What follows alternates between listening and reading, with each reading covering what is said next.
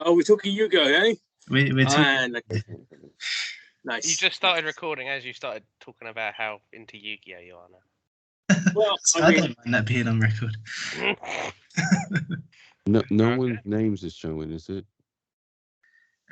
So whatever your name is on here is what it will show as. Oh, yours is showing as your name. Mine is showing as your name. No, your name. Yeah. My full name. Yeah. Yeah. Yes. Millions of people have got that. Yeah, that's fair. Okay then. You just got ultimate anonymity. wait.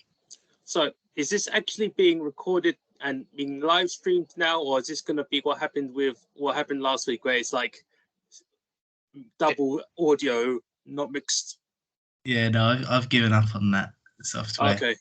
I think what happened, right? So this is only me trying to work it out, but I think what happened is when Emmanuel joined the stream, it started playing the audio from the start of the stream. So you had like basically like an hour of us talking or whatever it was, and then Emmanuel joined, and then it went back to the start of that hour as well as streaming what was going on at the time. Okay. That's odd. Wait, does that mean if Pat joins now, he's gonna do the same thing, or are you not live streaming it? Yeah, so that's what I think would happen if we were streaming through it, but I've just given up on that now. So, Okay. I'm not giving up. I'd still like to do it, but I'd like to work out what went wrong. so And what? I haven't yet. So is the You Resemble Me call like intact or? Well, it depends on what your definition of intact is. I've left it online just for like, I don't know, just to preserve Wait, it. so you guys did Skype last week? Yeah, we Yes. did. So I had Skype running through, and let me just remember the name of it. So when I joined and then joined again, it just started the whole stream again, while also still streaming what was already streaming. That's what I think happened. I don't know for sure. That was what seems to have happened. But yeah, so I was running Skype through OBS Studio, and the Skype stream was fine, but whatever OBS Studio did to it was a problem. I don't know. So if you look at the call now, it's basically like, so we're all sitting there fine for like an hour, and then Emmanuel joins and it just goes mad. So, Sorry, I know it's not my fault. I don't think it was your fault. That doesn't make any sense at all. We don't know. It wasn't Emmanuel's fault. I don't know. It wasn't. That's just What about Twitch? Switch. Twitch. Oh, Twitch. I've never looked into it, to be honest. Because a lot of But, people I mean- who use Twitch also use OBS. So I don't know if it's working for them, so maybe it's more compatible. Did we only manage an hour 24? No, that's the thing. I think it messed up like the video recording. I think it like stops halfway. Then afterwards, it's just like there's some audio. Then afterwards, the video just cuts as well. Yeah. Oh, so I was going to say, like, I'm just scrolling through and I was like, I swear I fell asleep more. Yeah, we Yeah. for like a good, I don't know, probably about an hour and a half after you fell asleep, I reckon. I was just on a random note talking to Alec earlier. I was just thinking how good the sound canceling on this is. Like my iPhone is running sound canceling, and then Skype is also running sound canceling.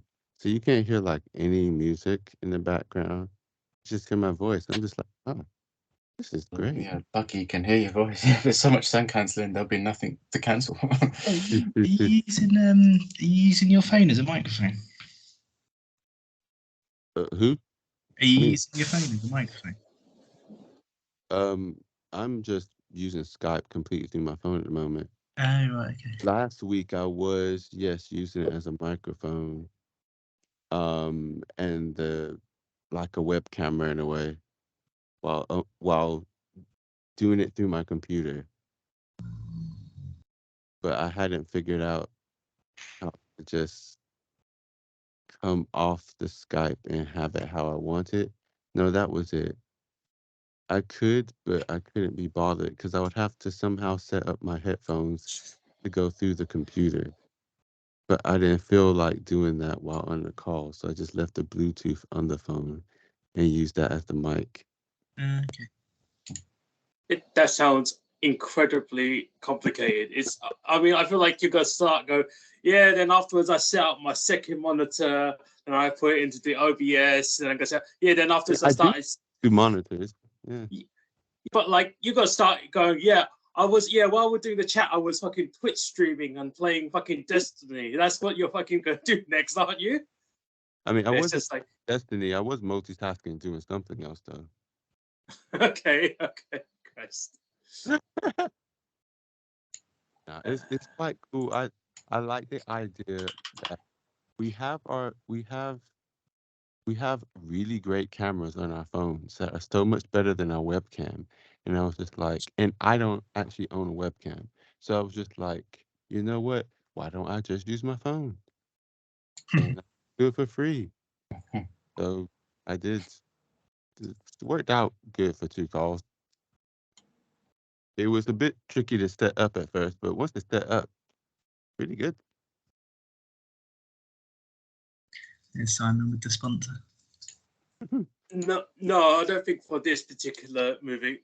Oh, I don't know, man. You framed it perfectly. Yeah, it works.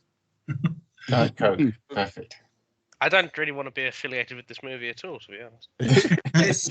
Yeah, okay, now, so Pat did say he was going to take even longer than I did, even though I feel like I came home later than he did.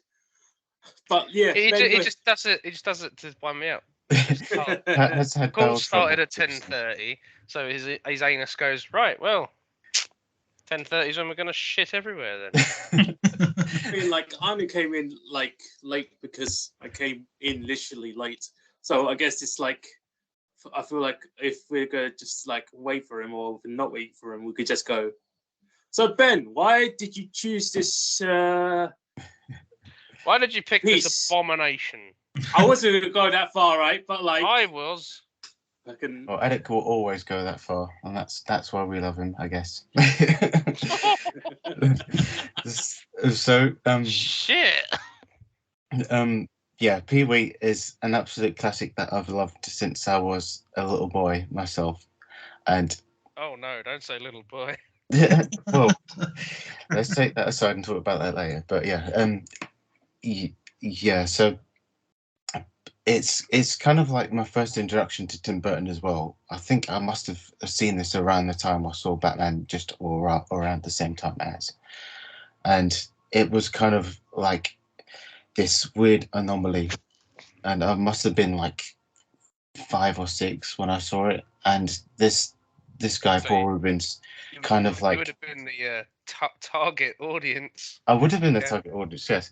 That's why I'm starting to think it probably worked so well for someone like me growing up in that era, seeing a film like this for the first time.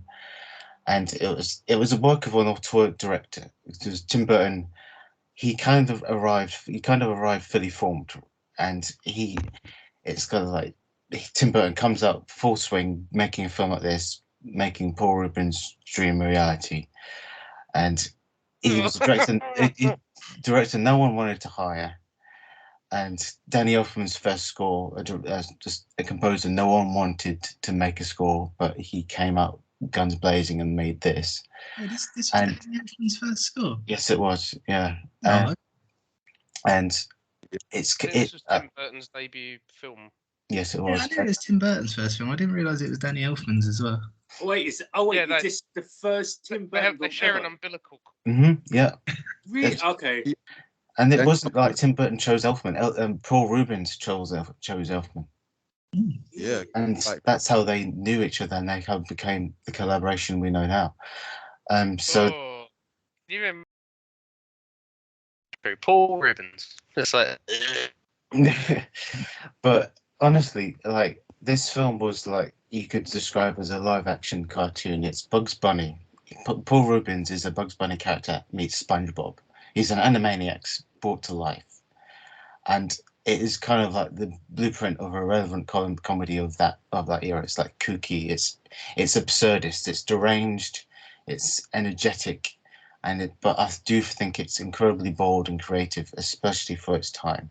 because it's like it involves like so much innocence that sort of transforms into anarchy at certain points, because Pee-wee is such a absurdist character, and it's kind of like you got this nerdy guy in the time of like when the movies like Rambo were coming out, and you had this coming out at the same time. It's like, well, this is fucking weird, but I think that's why I loved it, because he's like the American Mr. Bean.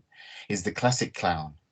He's just like a creation like you'd say a Sacha Baron Cohen's Borat, or someone like Ali G. He's just so like fully formed, and so like you don't believe this actor is playing a character. He's playing this person, because he is just so unique, so inconsistent, and he's just incredibly like everyone knows like a Mr. Bean like character, because you've got this idiot from the street that you kind of make fun of, or someone that you compare a friend to, but not many people know a Pee-wee, because Pee-wee you can't put your finger on.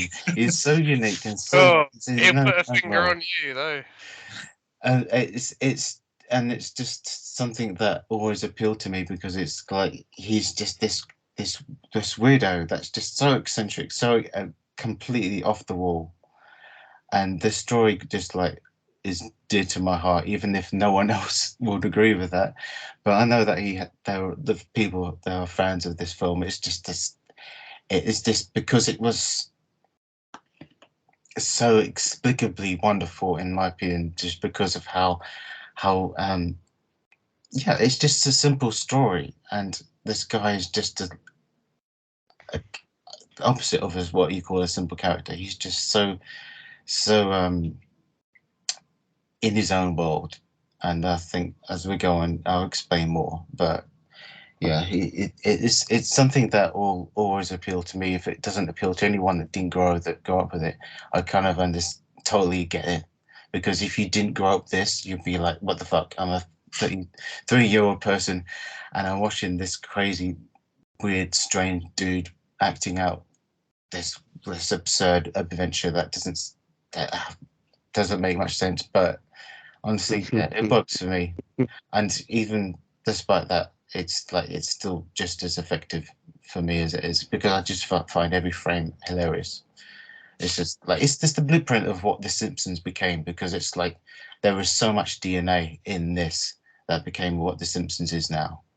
It's just, yeah, there we go. That's my opening statement for this one. So do your worst. I think you're going to make Alec either have a hemorrhoid or an aneurysm. Hopefully both. What? Fuck me! Fuck, man. That's Oh my me. goodness. Jesus! Hot for both ends. Ugh. Sorry, I didn't like it. You don't need to wish an aneurysm and hemorrhoid on me. Well, that's what's happening to Pat right now. So someone has to go on the call. All right. It's So 11. He might have.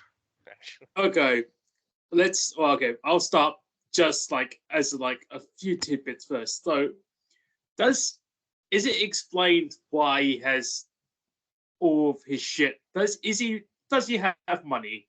Is it like a thing that he does actually have a lot of money? Okay, I need that to be explained to me first. Yeah, does SpongeBob have money? Does Bugs Bunny have money?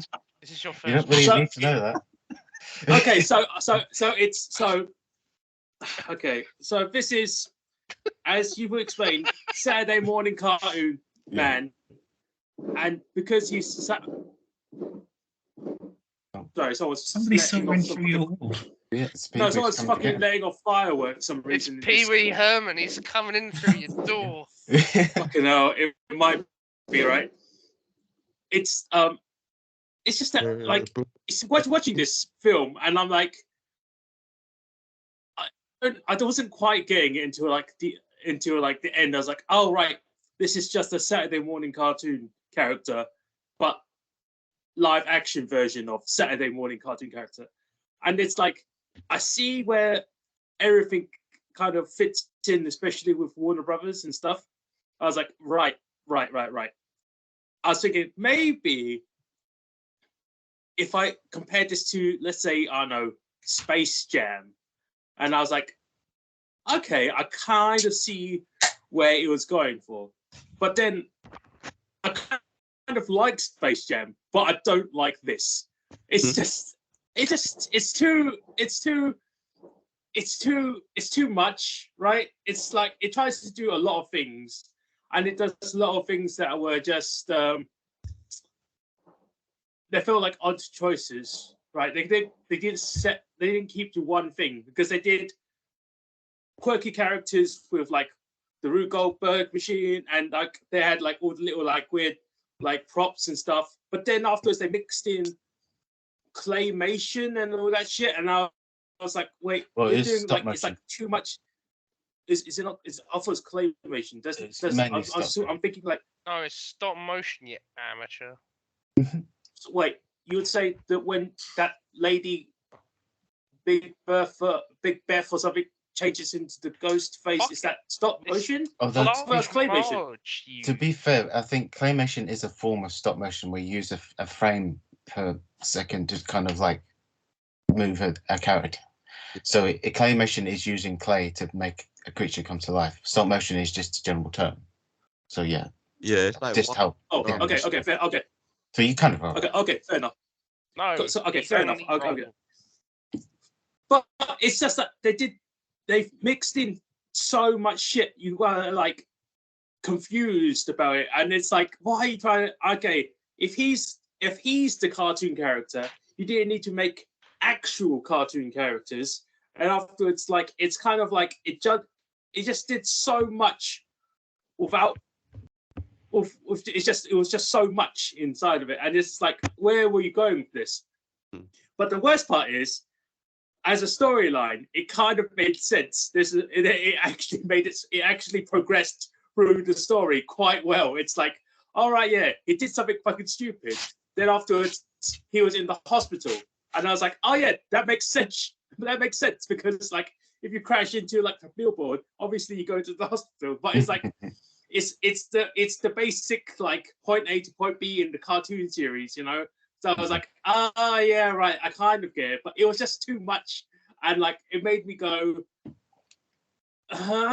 okay, I don't get what you're going through, because I just like I don't think I care enough, because it's kind of like, as you say with Bugs Bunny and all that, it's like, if Bugs actually got hurt, would I actually care because he's a cartoon character? No.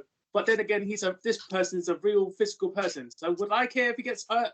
Also no. So it's like fucking, I don't know. It's like, it's too much without making a point. And it became like, but he got the ball rolling, and he got to what he needed to do in the story. But it was like, I don't know. It's just that it was just way too much. I just like looking at his house at the beginning of the story, and I looked at it. I was like, I feel like he just did his house that way just to piss off the HOA, and like, I just look at it. It's like, it's just doing everything on purpose just to piss everyone off.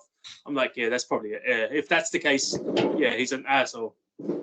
Fucking hell, it's so okay. All right, I'm gonna see if someone's gonna. Oh shit. Okay. Yeah, that's fair enough. Let me close the window first. Excuse me. I thought you was drinking milk then. There's too much head on this beer. Hey. Hey, oh wait, no, Pat. Yeah, I thought it was Pat. It's Bob. Oh, who wants to throw the next blow in? I go Well, last. I think Rob's got a bit of a damning one. Do I? Yeah, you said it wasn't as much fun the older you got. Oh yeah, no. To be fair, like yeah, I remember being in school and this being a film that me and you really, well, we both really liked, Ben. And I don't remember how I first came across it, because I think Batman probably would have been my first Tim Burton film, and then probably Edward Scissorhands would have been the one after. But I think I just probably watched this on like Sky Cinema one day or something like that. But yeah, no, when we were in school, I was like, yeah, man, this is great. I think there is like, It does still have some of the magic. Like there is still a feeling where I'm going like there's something about this that feels just like it's a really kind of like, I suppose, like a cool place to escape to for a bit. And it's something that it has in common with Edward Scissorhands, I think, and it's just that like presentation of suburban America where it's something that's different to what we're used to over here, and it's just, I don't know, it's just something. There's a magical quality to it, which I think it still has. But I think watching it now, it's a bit like rewatching The Goonies, because as a kid, you're like, oh, this is so much fun and this is great. And then you watch it as an adult and you're like, there's a lot of noise. Like it's just like, I wouldn't mind if he like honked a bit less. Like, it's just things like that. But yeah, I think it's one of those things where, because we watched it when we were younger, and because we loved it when we were younger, that's probably carrying through a bit now. I think if you watch it for the first time as like a 30-year-old, I can see why it doesn't land. Like Yeah, that's why it clearly isn't landing with everyone else apart from you. It's kind of well, another thing I was going to mention is that I think if you don't get on with the humor anyway, you're going to find this kind of like irritating or constantly. Whereas this is just my humor all the way through. So that even now, I still find it funny, even if it isn't quite as endearing as I did when I was little. But it's it's one of those things. Like you can tell from the first 5 minutes of this whether you're going to get along. Gonna with like it or not. Yeah. It doesn't really change. Like I think with like comedies and that. Oh, here we go. Yeah, it's bad. With comedies and that, it's sort of a similar thing with horror. Where Pat's on a farm. Yard, actually. Farmer Pat. Farmer Pat. Why it's taking me so long? Yeah, to get a vantage point with the great. Right, it's a fucking joke, right? So I was waiting for you guys to be ready, so I went for a poo, and turned on my laptop, and then it decided it wanted to do loads of updates, and it's now slower after doing the updates than it was for last week of me using it. Fucking Microsoft. Classic.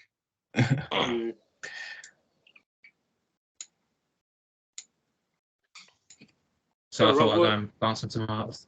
Yeah. Okay. Rob, what were you saying? Oh no, I'd finished. Oh, okay. So who else wants to take a shit on this movie then? Hey. Yeah, I was just saying, like, I have this thing with sort of like comedies, like a similar thing that I have with horrors, where like if it's not making you laugh, or in the case of horror, scaring you, is it doing something else? So if you're relying on the humor to carry it, and I'm not finding the humor funny, you got to give me like at least something else, because it's like something like Archer or something where like I'm not laughing the whole way through, but like I find the characters like just kind of interesting in of themselves. That'll let me watch. That would keep me watching. Whereas you go with Pee-wee and it's like, oh yeah, this is him, and I'm like, oh well, I'd like him to stop doing that. I think like as early as when they're going like, I know you are, but what am I? I know you are, but what am I? I know you are, but what am I? You're a nerd, you're an idiot, blah, blah, blah, blah. And they're just bickering at each other, and I was just like, well, you're not embarrassed. This is shit and awful. I really can't. Well, I mean, that, to be fair, like as an actor, you kind of have to get like bad lines in scripts. So you have to. I know you know it's cringy, but you have to like. I feel like can't show my face or reaction to the cringe, or as an actor, I have to be better than that. Also, the people in this were kind of like in that joke. They kind of understood what Paul Rubens was after, and so everyone making it didn't think that. Everyone loved it. I think just like as a creative, I feel like there'd be like that because you kind of like just going along and doing your thing, but like there's always like just something in the back of your head going like, is this shit? Have I turned into Tommy Wiseau without realizing it? Ah! He thinks this is really. He thinks the room's really good.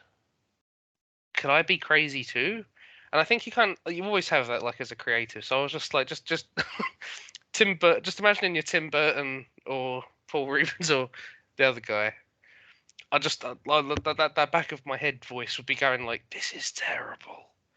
Stop and rewrite what you're doing." But yeah, if you don't find that funny, it's going to be terrible. If you find it funny, it's going to be great. That's the key. Well, Well, it's true though, isn't it? It's kind of like it might not be terrible for the people making it. I mean, the people who made the last night must have thought they were onto something. Maybe not. But yeah, that's. I mean, it depends on what sort of comedy sort of hits home with you, doesn't it? yeah, I mean, look, Family Guy is a perfect example. A lot of people find that hilarious. I can find it funny. You hate it. Pat loves it. So who's wrong or right there? Oh, you're all wrong and I'm right. Exactly. You'd only think that because Easy. you think you hate it because therefore it's bad. So Yeah, because I know you are, but what am I? I know you are, but what am I? I think I'm just like I was struggling to sort of pick out what the joke was because I'd never watched anything to do with Pee Wee Herman. This was my introduction to Pee Wee Herman. I was like, okay, introduce me. What is this? And it was like, he's got big cutlery, and I was like, okay. And he's like, he likes to talk to Mr. Potato Head like he's a person. I'm like, right. And I'm like, so he's a child in an adult's body? And they were like, not really. And I went, okay. He's got big cutlery. He's like, I'm like, is he an inventor type? Is he like a Wallace and Gromit kind of thing? Like this is his. He doesn't like making his own breakfast, so he goes through vastly more effort to make this giant fucking mechanism in his kitchen. Like he's. Oh yeah, he's but an then inventor afterwards type. he still only eats the Mr. T cereal, and I was like, I don't even know if that's like a product placement or just like a thing for that particular time period. He goes through all of that. But he goes through all of that shit just to get the Mr. T cereal, and he goes, okay, I'm done. And I'm like, what the fuck is this shit? I see where you're going, Alec. It's like it's a bit confusing if you've never introduced to it. Yeah, just as my introduction to him, I was like, why is he yelling at his pancakes? What is going on?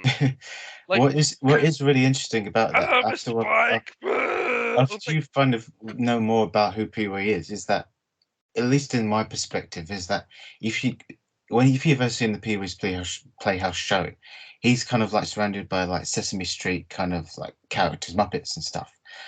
And so in this film, you're kind of seeing Pee Wee of what he looks like in real life compared to like in the Pee Wee Playhouse. He's seeing the creatures in his head come alive and interacting with him. So in this, he's kind of like, this is what a person would be like on their own, being completely out of their mind, kind of like talking to themselves, making like jokes to themselves when there's nothing there. And so it is quite sad in a lot of ways when you think about it that way, because this guy has no one. And he's just completely making these fictitious things in his head to make his life more like endurable and fun. And so the whole point of this film is kind of like he kind of has to realize that he has to literally interact and talk to people that in the real world and become something he's kind of like, he thinks he's okay with being like a loner, being on his own. But then at the end of the day, he kind of needs real people to make his life more complete, because he's just this eccentric idiot that's living on his own, just doing this and that, wherever his mind takes him to, because he's kind of like in his own world, and he's got the mind of a child in the sense that he will do whatever he wants to do whenever he feels like doing.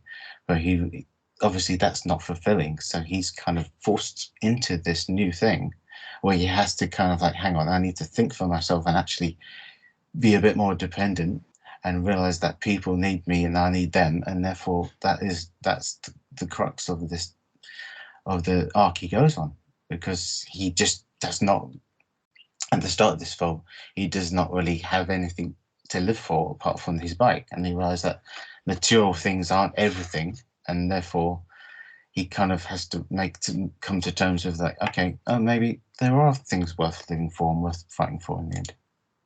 So, yeah. Okay, I feel I that was- Alex not sold on that, but whatever. I was about to say because like I didn't quite. Yeah, I didn't quite fully agree with you because like at the beginning he was like he does do the whole fucking speech with Dottie where it's like I'm a lone wolf and I'm Yeah. like I was But like that's because he thinks that's what he wants. okay that's what In his what mind, he he does. wants because like after when you said he has an arc where he completes where he meets people I was like that's I guess that's kind of true. But he didn't it's have just- a problem talking to people anyway. He didn't. yeah he just Well, it's he was more friends like with- relying he on was people friends with many people in the town already. and having like a point to himself, like he's just like there. It's like and have, people will need him and he will need them at that stage. Because Yeah, the and- people at the start of the film would not stop and to chuck his bike away to save a load of pets from a burning pet store. He would be self-absorbed enough to get in for his bike, but he realizes, oh wait, no, this bike is just something of means to an end. I can help this community, I can help these people, and therefore, by judged by the ending scene, he's kind of like he has made an impact on their lives. Rob, you are muted. Thank you.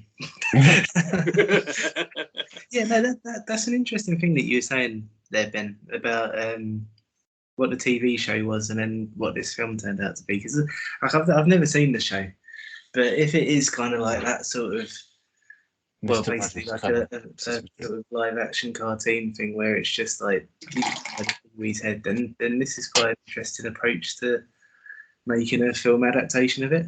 And it's really interesting actually that this would be Tim Burton's first film. Very like it's quite a Tim Burton approach to an adaptation of something like that. Yeah, it's a really weird one actually because everything that you expect from Tim Burton making this kind of film is exactly what this is. Like it doesn't feel like it's like his first go at it. Mhm. And also it's quite a big studio production as well. So I'd be interested to know like the background of how he managed to get this. 'Cause oh, it's- actually, Yeah, I think from what you're saying though, I think you need to have background knowledge of Pee-wee Herman to kind of understand any of that, if that's Yeah. there, which I don't think it is. But yeah, actually, maybe. that's a question I need to ask. How long was that Pee Wee Herman show on before this movie got made? I think it was not that long. I think it was a couple of years in the States. Like he did his first like stand-up routine, right? And then he did like a HBO special, which kind of took off. And after that, he did a couple of episodes of the show, and then they decided to take the chance and make the movie after that. And then once the movie was a hit, they made the full-length, long-running show of Pee Wee's Playhouse. Oh, okay, So okay, it was okay. an interesting evolution. can I just say, I had absolutely no idea that Tim Burton had done this. And then the Hmm. opening credits were rolling, and I just had the bum dip bum dip bum dip bum dip bum dip bum dip bum dip, and I went no. Yes. And then it came Tim Burton. I was like, fuck's sake. Yeah. Yeah. It's like I knew instantly. He has never ever changed a soundtrack of his ever. It's always.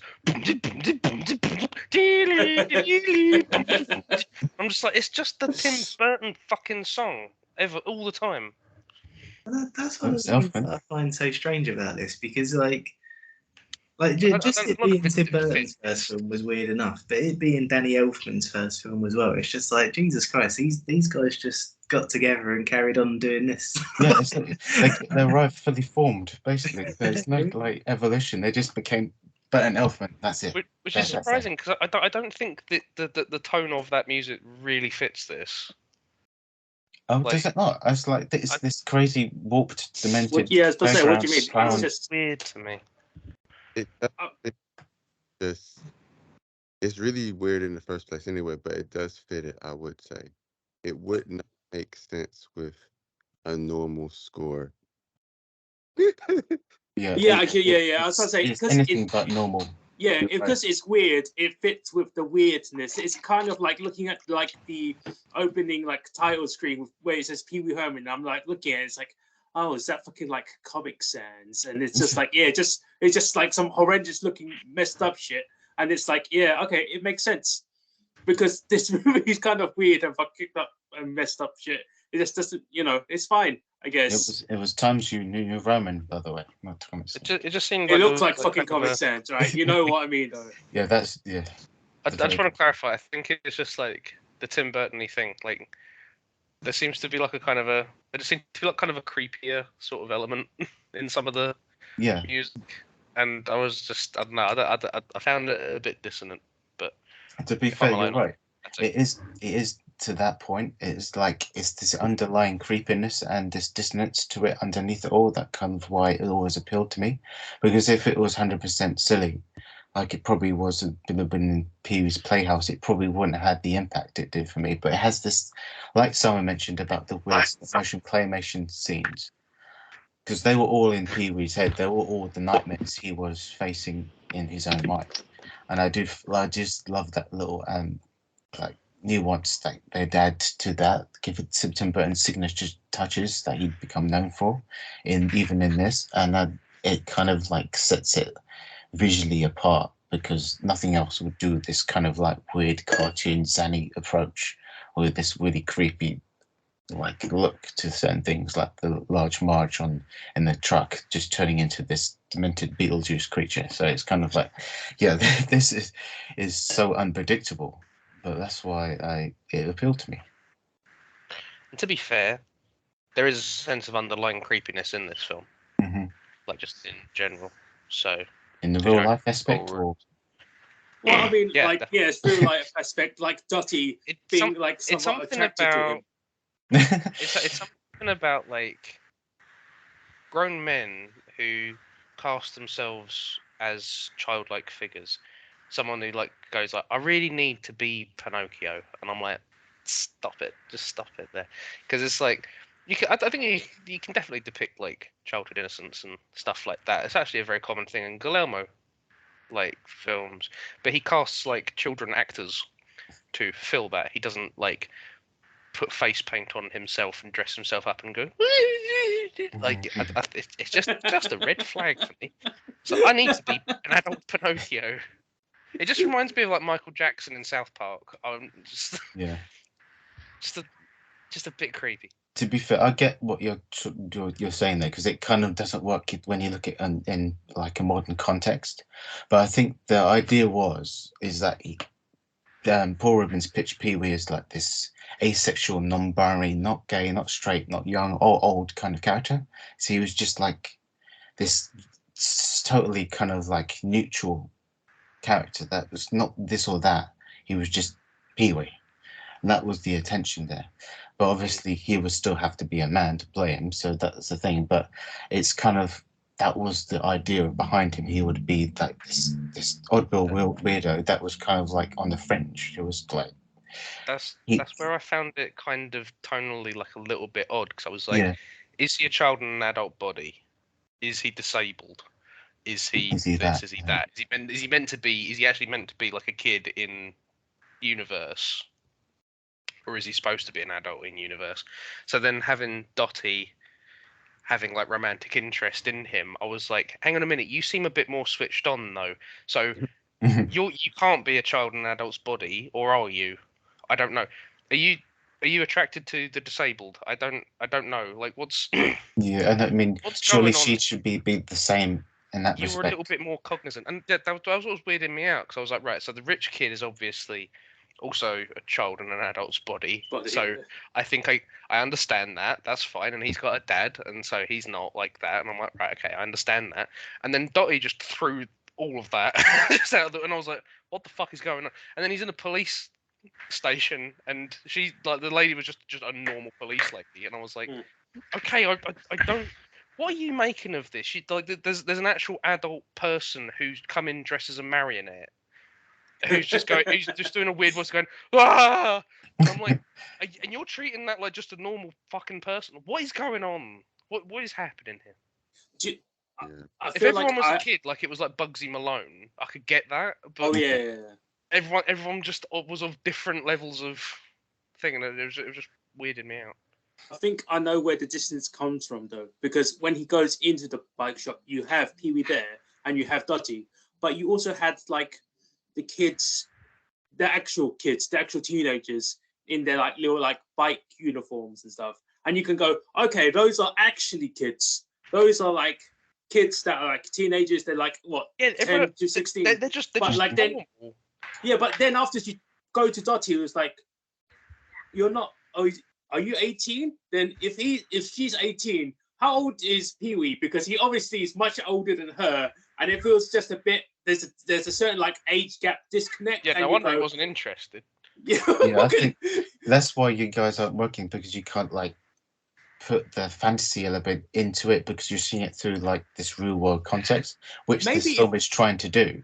So it's kind of floating between the But I'm kind of- subversive and the surreal into like, the you'll- cartoon and the real. And But it's just hard to get like a grasp on it, because I'm like, you're two adults who seem to have childlike minds, but Yeah. because you're more switched on, Dottie, I'm like, are you really looking for a man who wakes up every morning and screams at Mr. Potato Head? Like, is that what you're after? Mr. Like, Banana! you Yeah, just but get in it's- bed and you just hear him like, hey, Mr. Potato Head! Nah!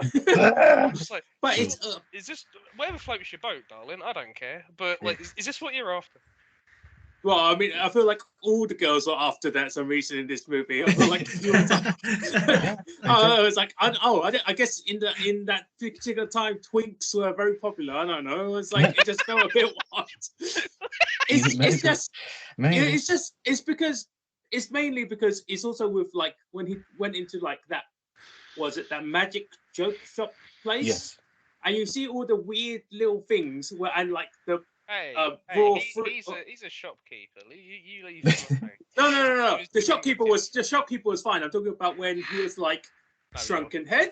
he No, Yeah. normal head. Yeah. No, Yeah. giant head. I was like, all right, yeah, rule free comedy. Yeah, I like that. I'm glad you brought up the rule of three comedy, because I want to bring that up later. Yep. Put a pin in that. Yes. But that's it's great. but like when you see him in the store there and you go, all right, this is the sort of world that we're in. It's a bit silly and stuff, and that's fine because everyone's going to be a bit silly and stuff. Then you go, obviously, but then after you go to the bike store and you're like, oh, but these people are actually normal people, and it's just a bit weird that it's normal people compared to Pee-wee, who is, as you say, a fucking marionette doll. And it's just like, I didn't know how to explain them, but yeah, marionette doll is probably when the he best way. picks up the marionette doll, I was like, are we doing something? Like, what's going on here? Like, sorry, Pat and Emmanuel still need to do their opening statement. That's true. Oh yeah, sure, sorry. Um, Oh, I hear some dank beats. That's just me playing Street Fighter. Oh, Yeah, right. but that's pretty I thought it was loud. me, or is that what? Yeah, That's you- not yeah, a it's- good noise cancelling. yeah, it's not me. I am very quiet on this thing. But should I go first, Pat, or did you want to say? Yeah, you can go. On the back of Alec, so Ooh. a few say one of them might be a hot take. But so first, just two random facts that kind of remember one of them. But anyway, one of them that I can't remember. It shows that this was his first. I say it shows in certain ways, not in. I don't know that it first screenplay, like film screenplay that Paul and the other two writers actually wrote. And I found it interesting that they literally bought a book on how to write films and literally did exactly what the book said. Made it 90 minutes, 30 minutes first act, 60 minutes second act.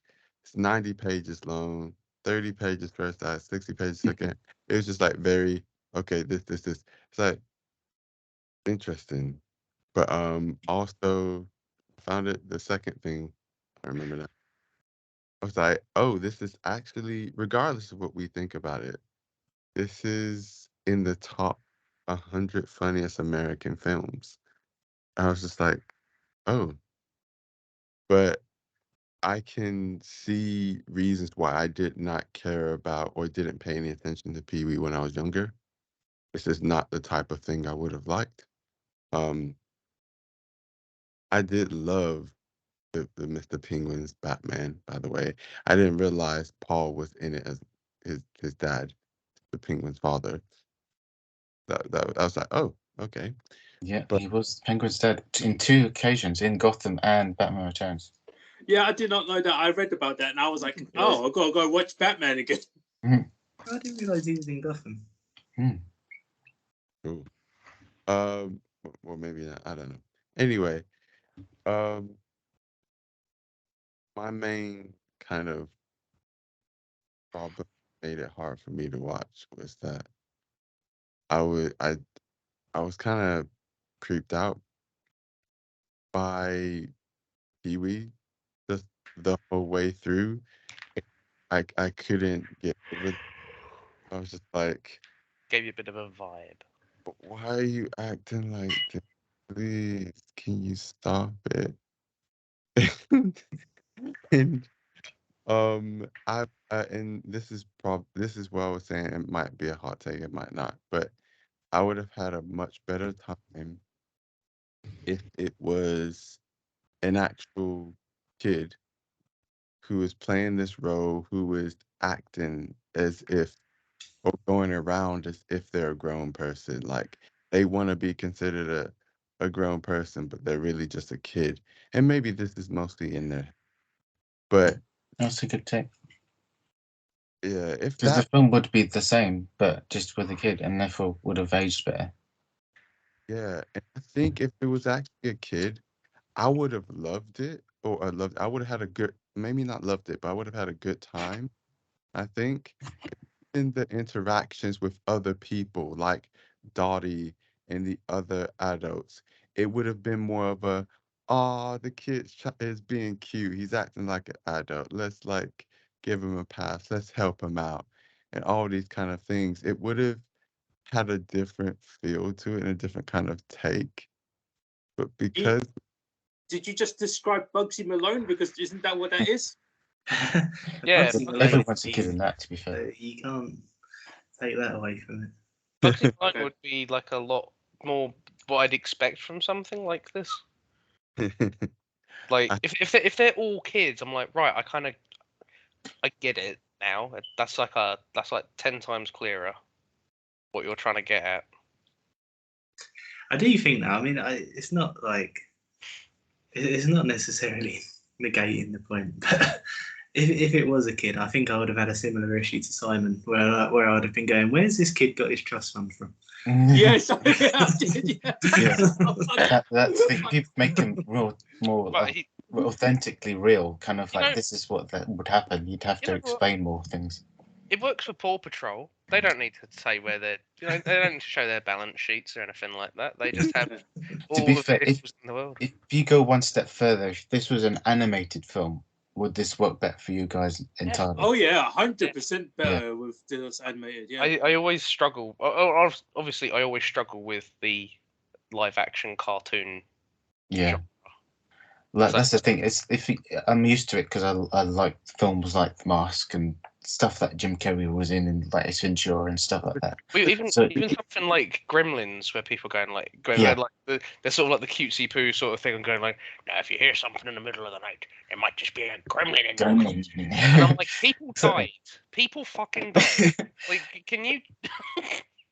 See, that's the thing. If you can separate the two, it works for someone like me. But if you can't, then it would work better as an animation. Mm. So that's kind of like the nail on the head with what Emmanuel said. It's kind of like, yeah, for some people, it would work beautifully if it was a kid or in animate form, because all what you're trying to do is still in this film, but in a different format and a different kind of aesthetic. I think it's weird having a childlike character interact with actual children. Yeah, I think Yeah. because in this day and age, it's really more wrong in that respect, because we know what happens when this happens in the past, because it does not age in terms of like so and so and the experience of the things we've seen here and there. But it's kind of like the intention was there from what Paul Rubens was trying to do. He was trying to do this kind of like comedy skit about this man-child that is this or that age. He doesn't really know who he is, but he's just this eccentric weirdo. So that was the idea behind it, and he was like making this film. They just needed a story to kind of like do the cinematic version of what he was trying to do on on stage, and so that's why they came in with the script, like Emmanuel said, and we see the film as it is now. But you're right, yeah, it's kind of like it probably would work better as a stand-up or on the children's TV show. But in this, I can see why you would struggle because of those reasons. Yeah. I wanted to add in, I haven't actually seen Bugsy Malone. I know about it. I think it's how you hadn't seen this film. I haven't seen it. No, I've seen this one. But yeah, so I didn't realize I was describing Bugsy Malone, which is interesting. But what was I gonna say? Yeah, like in the context like of a kid show, if you had him, like you said, it was like Ben with fictional characters and stuff, that would have made sense. That's like me watching Elmo TV show or some um kids presented show from an adult. It all makes sense in the context of things. It's like, yeah, this is something I watch, but it makes sense to my head. I that's the position of having that, you know, all the kind of there's some wackiness and zaniness, but there's just normal people. And even the lady in the magic shop was giving him side eye, like, are you okay? And I'm just like, wait, if this lady's giving him side eye, and I think like remember who said it.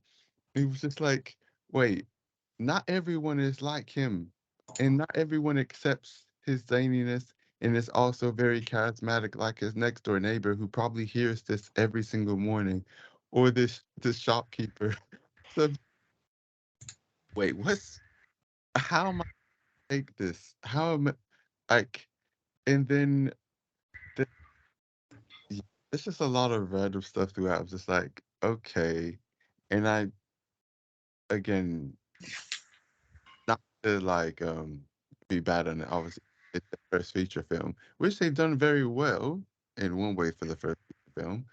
I be people that first have done like really bad. So there's that. There are really weird moments. I'm just like, why did they cut like this? What is this lighting? Why have you just switched from this to this? Wait, the color balance is off. And that's probably just me, like, in my technical mind, seeing stuff going, like, wait, no, you've just, you've thrown, I was already out the film, but you even threw me further. But it makes sense since this, the first proper feature. So, cool. Yeah, that's my thingy. Okay, Patrick.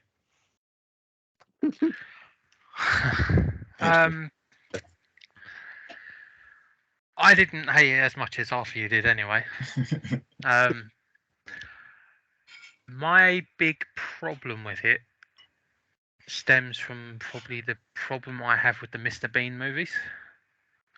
Whereas Mr. Bean, I felt, was at its best as a sketch, and I feel like this would have benefited more from being just part of sketches, because I thought there was scenes in it that I found quite funny, even though some of you might not have found the scene as funny.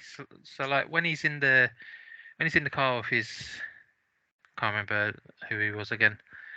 Was calling him his mate.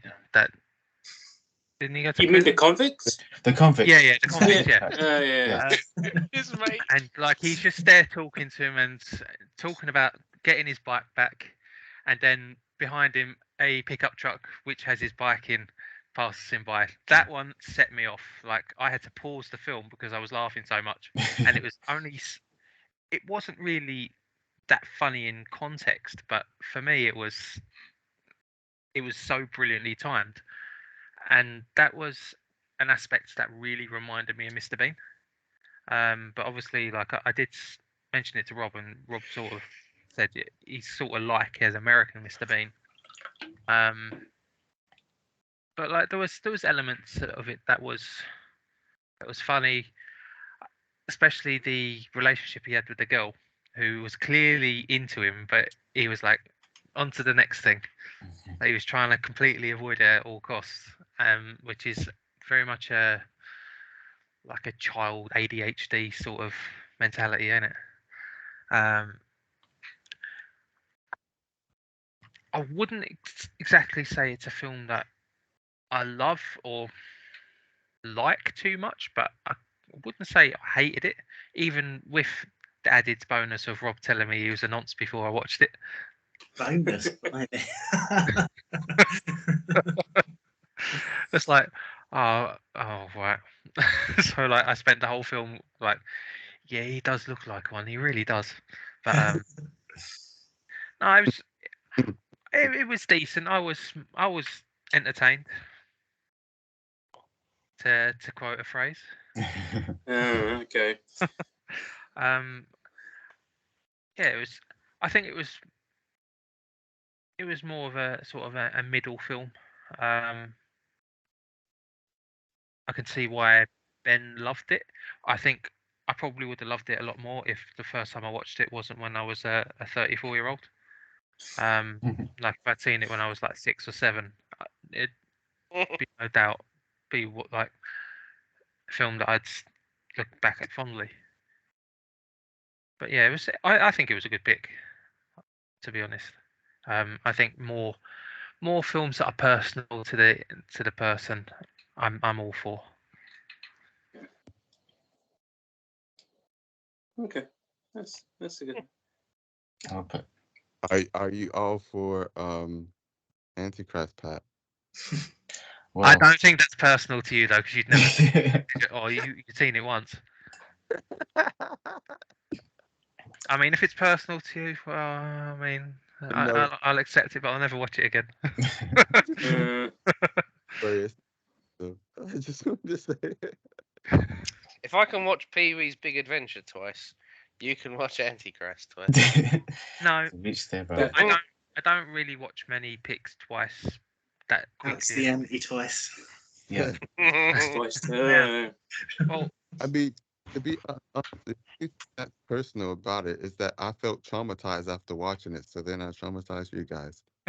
You wanted to pass on the Oh, but if you open that door, I feel like I'm gonna have to shit on everyone and just pick like some of the worst films because I've seen some really Simon, bad shit.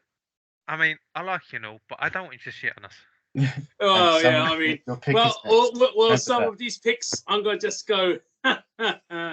You're next, maybe Simon. You know. I mean, Well, I mean, if we technically start to shit speaking, on each other, I better go to Burger King.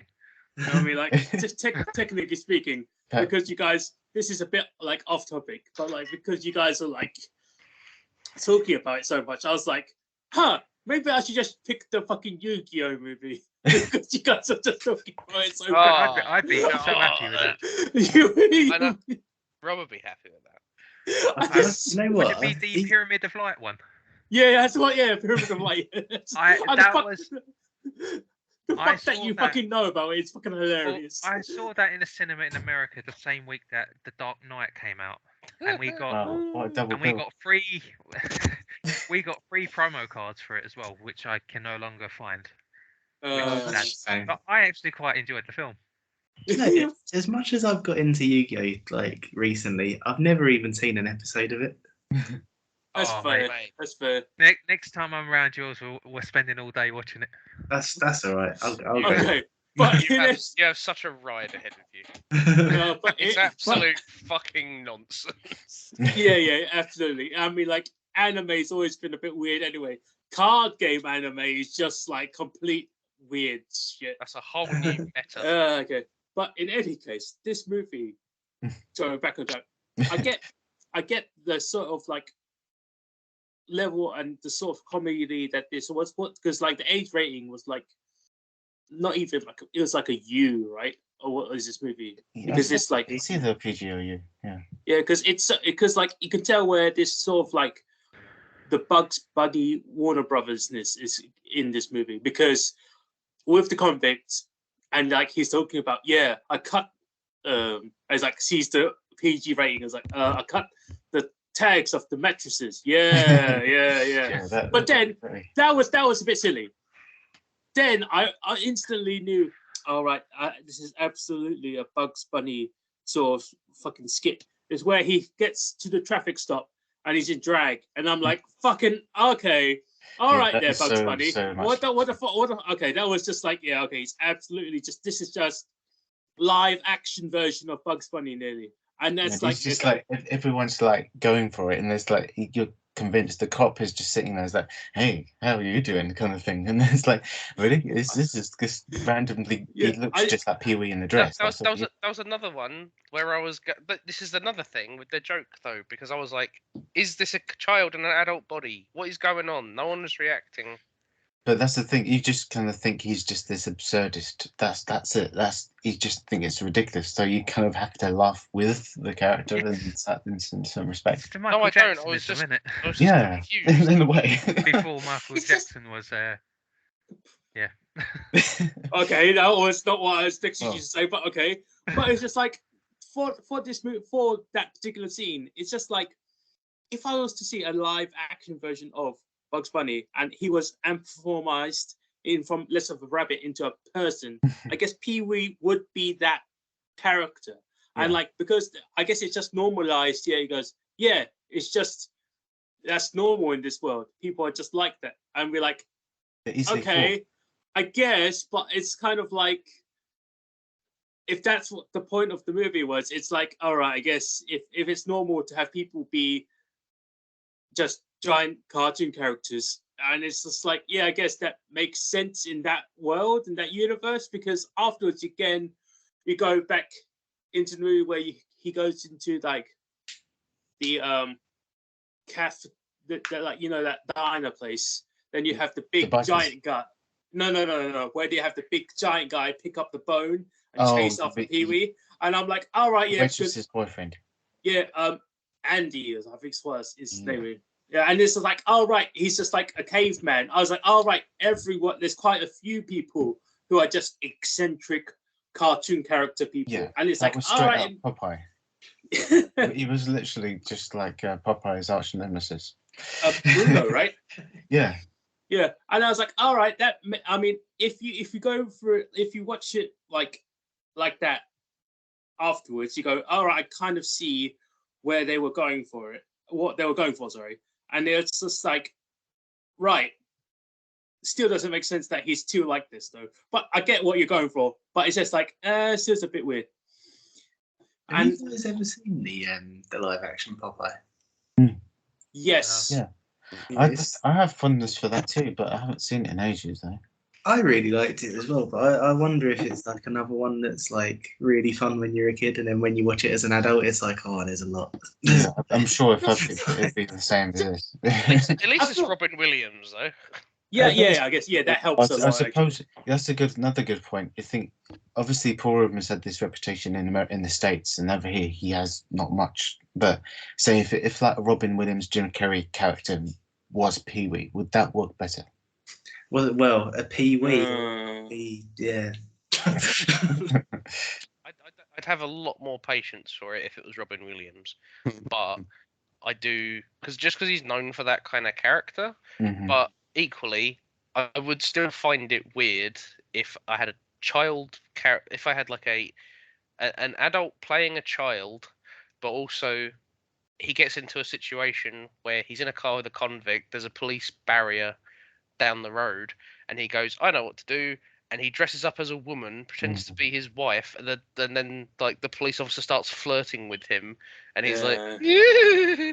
And I'm like, Which "This is a so child. Looney Tunes. This is supposed to be a child now." Like that Yeah, that was part where wouldn't the work in humor. that respect. That's Yeah, where it the just humor yeah. kept dropping. yeah, for it me, just- where I was going like, "I'm sorry, you're telling me one thing, but you're just kind of like implanting Bugs Bunny into it, and this character wasn't Bugs Bunny; it was Pee Wee Herman. Hmm. These are different Yeah. people."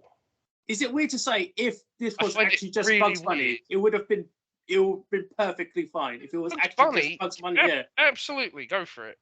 You can kind of do anything because he's sort of like a supernatural, demonic trickster. Yeah, he is that. Bugs Bunny, whereas like he like bends time and space. It like all this stuff. You can never like destroy Bugs Bunny. He is Yeah, the infinite. laws of time am I. Whereas Pee Wee Herman, I was like, I have not agreed with you on the premise of him yet. I don't know what you're telling me about him yet. we haven't reached a consensus of who he is as a character, and now you're doing this, and I'm like, I can't find any footing here. Like you said something about it being like absurdist, and I think that's interesting because that's like probably the most common word I use when we were doing Blues Brothers, where I was like, right, so the Blues Brothers, they're cool, and that's the joke. They're so cool that all this bollocks is happening around them, and they're just so unflappable that they're just carrying on. And it's kind of like they're sort of quite static characters. Yeah. And the level to which they're just ignoring stuff is where the absurdity comes from. Whereas, like, Pee-wee seems to be, like, hitting roadblocks, and he just reacts to it, like, completely differently each time. And sometimes he's a kid, but sometimes he's an adult. Sometimes he's Bugs Bunny. Sometimes he's this. And I'm like, I cannot get a read on who this person is. He could do anything at any point. And yeah, he is that live action cartoon, and it is like you say that he is the inverse of how the Blues Brothers were, because they were straight men in the crazy world, and he's the crazy one in the straight world, if that makes sense. Yeah. It's the opposite, but I think what, like you were saying, that Pee-wee is such a unique character. You can't put a finger on who he is or what he will do next, and you're endeared to him or you're not, and you can't really have either or in that sense. It has to be one or the other. Well, you say that, Ben. This is again what I had. This is one of the things I had a problem with it. Is because he was trying to be cartoony, but he wasn't cartoony enough. If you understand what I mean? Because there were certain points where he did something that's so stupid and ridiculous that right, this is perfect for Warner Brother cartoon world, where it could be like a Tom and Jerry or a Bugs Bunny. It's the scene. Actually, a lot of it is during this particular set. It's when he drove off the cliff, and convertible turned into a parachute. And it sort of like because that's a very classic cool Bugs Bunny scene where where the plane doesn't crash into the ground because he looks at the gas tank and goes, I'm out of gas, and he just walks off. I'm like, that's perfectly cartoonish because it makes sense because it's a cartoon, but this is real life. And it's like, if you just made it a bit more cartoony, a bit more literally animated, then afterwards it would have been perfect. I would have probably give you much higher score because you go, all right, yeah, it's a fucking cartoon. It doesn't matter. And a certain universes in it. But you did praise something at the beginning where it does make sense. If you ride a motorcycle into a billboard, you wind up in hospital. Yeah, no. And it's like, right, so Alex. If you fall off a cliff, the roof will just catch you in the air and parachute. But I'm talking about going to point A to B, as a cartoon. That's fine because if he gets an anvil hit him on the head, then afterwards he goes into another set of scenes. It makes sense as a cartoon, but this is not cartoony enough. I feel like the funniest sets are where he does something so stupid and ridiculous that is he survived because he's a cartoon character. But that's far in between because there's the scenes where he does the weird. I don't know. I don't even know. It's when he's this is when he's in the diner and afterwards everyone's yeah. I hated that scene. Oh, the tequila scene. But that's what's so brilliant about it. He's he does the most random thing. He just does anything. The bikers are so utterly perplexed of what this guy is doing on the top of the bar counter, and yet it's only when he starts smashing things up he's actually speaking in their language, and they're like, oh, okay, this guy's he's doing a breakdance because he's breaking glasses. Okay, I get this now. And it's okay, that's interesting. And it's kind of yeah, he was doing a breakdance. I thought they just liked his dancing. No, it's just because he was smashing things up. Because that's what the bikers would be up for and into. He was smashing stuff. That was the. Yeah, it was only until that point they No. were like, "Oh, I get this guy now. He's like one of us." Yeah. I did not get that whatsoever. This is something else. I feel like some of the comedy was sort of like just conveyed like kind of badly, where like the chewing gum kind of thing. Oh yeah, the prank gum. Well, like they both he goes off and they both are chewing the gum, and then the dad starts screaming. Because he's got like And then- super a jalapeno kind of like level gum, and then the other Oh. guy's got tar. Where was that? Because it's strict gum. Each one's I thought different. is that what trick? Okay, I didn't. Okay, I've never come across trick gum. So Yeah, like, it's kind of like a thing in like Dennis the Menace comics where you just get every piece of gum is just does something interesting and weird. I'd need like a little close up on something, or like I'd need a line to go like, oh yeah, there's tar, there's jalapeno, there's this. So, but like, Yeah, that's fair enough. it just seemed like he was chewing it, and then the kid had the tar, and then he just started yelling, and I was like, what's Yeah, going on? without knowing what each one could do, you're kind of like, what's going on? Oh yeah, that's true. That was not communicated, and then. Sorry, I will take this opportunity to go on about the rule of three. It's not to say that you can't deviate from the rule of three. I just wouldn't advise it, because like there were two little bits in my mind for these, and it was the bit when he's realised he's lost the bike, and he sits down on the bench. Someone with a bike walks past him, and someone with a bike walks past him, and someone with a bike walks past him, and someone with a bike walks past him, and someone with a bike walks past him, and someone with a but and I'm like, I get it. Yeah. I understand, but he keeps looking at the Well, that's one of my favorites. It's like I think oh. it's that the music dictates that scene so much because it's kind of like how absurd can we get for Pee-wee for it to be sinking into his head that this bike means so much to him, and he sees this and that, and everything he can even conceive or think of would happen right back in under his nose, and it's kind of like this is so much, and it's kind of like 3 wouldn't be enough in that case. Well, I mean, like it could have stopped at like the toy bike, but he kept going. Afterwards, it was like, I get it, but it's like, yeah. I was like, I understand. The other one was the pet shop. Yeah. Goes in, he sees the snake, he makes a face, he says something else. He goes in, he sees the snake, he makes a face, he says something else. And he goes in and he sees the snake and he makes a face and he does something else. And he goes in and he sees the snake and he makes a face and he goes to say something else. And then he goes in and he sees the snake and he makes a face and then he saves the snake. And I was like, fuck me, I understand, my dude. He doesn't. Yeah, but that's the same, folks. Like, he has animal racism. There were 5 times that he looked at the snakes and the thing is, I did not count that. That did not go over. I didn't even consider to count that because I just like, found that this amusing. Joke is going on quite a long time. Yeah, yeah. Also, randomly, it's a very low budget version of Guardians of the Galaxy Volume 3. The ending. That's where James Gunn got the. I'll be honest. That pet shop scene made me laugh a lot as well. It's so slapstick. Right. That could have easily been a Mr. Bean. Very easy. You could have easily just halved the amount of times he did it, and I think you'd have the same impact. Yes, absolutely. The thing is, I could have even seen like a scene from a Leslie Nielsen comedy. Yeah, it's just like one of his old ones. But you're gonna have to keep setting it up. Mm-hmm. I was gonna say, on the back of the the biker scene. I did get it.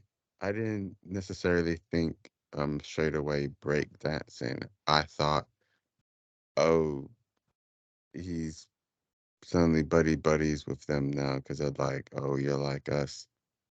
I still didn't think it was necessarily funny. I was just like, oh, so this is how you get out of the situation. I was actually, you're gonna get beat up. Okay, cool. And it was like, oh, it didn't happen. Okay. But again, child in an adult's body, he's gonna get beaten up by bikers, so he puts on high heels, dances around, breaks a couple of glasses, and they go, you know what, you're one of us. And I'm like, what? what is happening? And like this is what I'm talking about with the comedy stuff, because it's kind of like, oh, it's amusing that he became Bugs Bunny and got past the police blockade, and it's like, okay, that never happened. That's ridiculous. And then he gets on a bike and headbutts a billboard, and he goes to hospital, and it's like, okay, so what rules are we playing by then? Like, I Yeah. don't But- understand. This is all just like, I'm trying to shock you and it's gonna be funny, and I'm just like, if you're just doing anything at any time, I don't know what. I can't I get know it. what you mean, because the rules weren't really laid out. However, but it kind of like borrows a lot from like old school cinema, like going back to the 1920s and 40s of Charlie Chaplin and Buster Keaton, where this crazy stuff would happen and you're finding humor in the absurdity of what's going on. And that was kind of the point of what Charlie Chaplin and Buster Keaton were doing, because it was so like visual comedy that would just not make much sense, but you kind of would go on for the ride. And obviously in those days you could make the excuse of saying like, okay, they're finding their footing. This is how these geniuses were kind of like figuring out things before people had thought of them ever before in cinema, because it hadn't existed before this. And so this film kind of homages to those like old school 1920s silent movies. And that's kind of like what Burton was going for with this, and Paul Rubens were working together to kind of like pay like a homage reference to these classical timeless comedians that would make all these things come to life. And so some things would work, but some things as the years go on would not, because it's dated. So I get that, because something that would work in the 1920s won't always work now, but some things will be timeless. So it's kind of a bit of a mixture of both things, like this way things were constructed then and how they're constructed now would be the one thing that's a bit jarring by looking it through our modern lens. What Yeah. Sorry, Alex. What I would say, and I forgot to add this earlier when you said the mask, all the other things you've kind of referenced, they do it very well. Like, I really liked, um, well, I kind of liked the mask anyway. Ace Ventura, I thought was great. Obviously he references a lot from Charlie Chaplin, like you said. Mm. Charlie Chapman's great. There's a lot of people who reference that or do that kind of stuff. Even slapstick stuff in general. There's a lot of stuff I kind of like. It's just the way it's done in this one, combined with everything else that's going on, it was just the right mix that kind of I didn't get along with. Mm-hmm. Fair. But also, I most of the time I was watching, I was like, I'm sure there's plenty of people who like this. I'm just not getting along with it. Because I also really like Mr. Bean. And there's lots of little things, even from like the way he does his hair, which I swear references, and maybe I'm wrong. Um, the blonde haired kid. It's a French comic. He's got the dog. Oh, Tintin. Yeah, as I said, Tintin, but Yeah. he's like from. He's Isn't a he from Belgium? ginge. No, Tintin's blonde, isn't he? No, wait. No, he's I can't- ginge. He Man. is ginger. Oh, I guess he is. Yes. You should Sorry. recognize one of your own. But yeah, Alright. Tintin was great. That's I loved rude. it. You're Yeah. fucking rude. He is a ginge. Oh man. But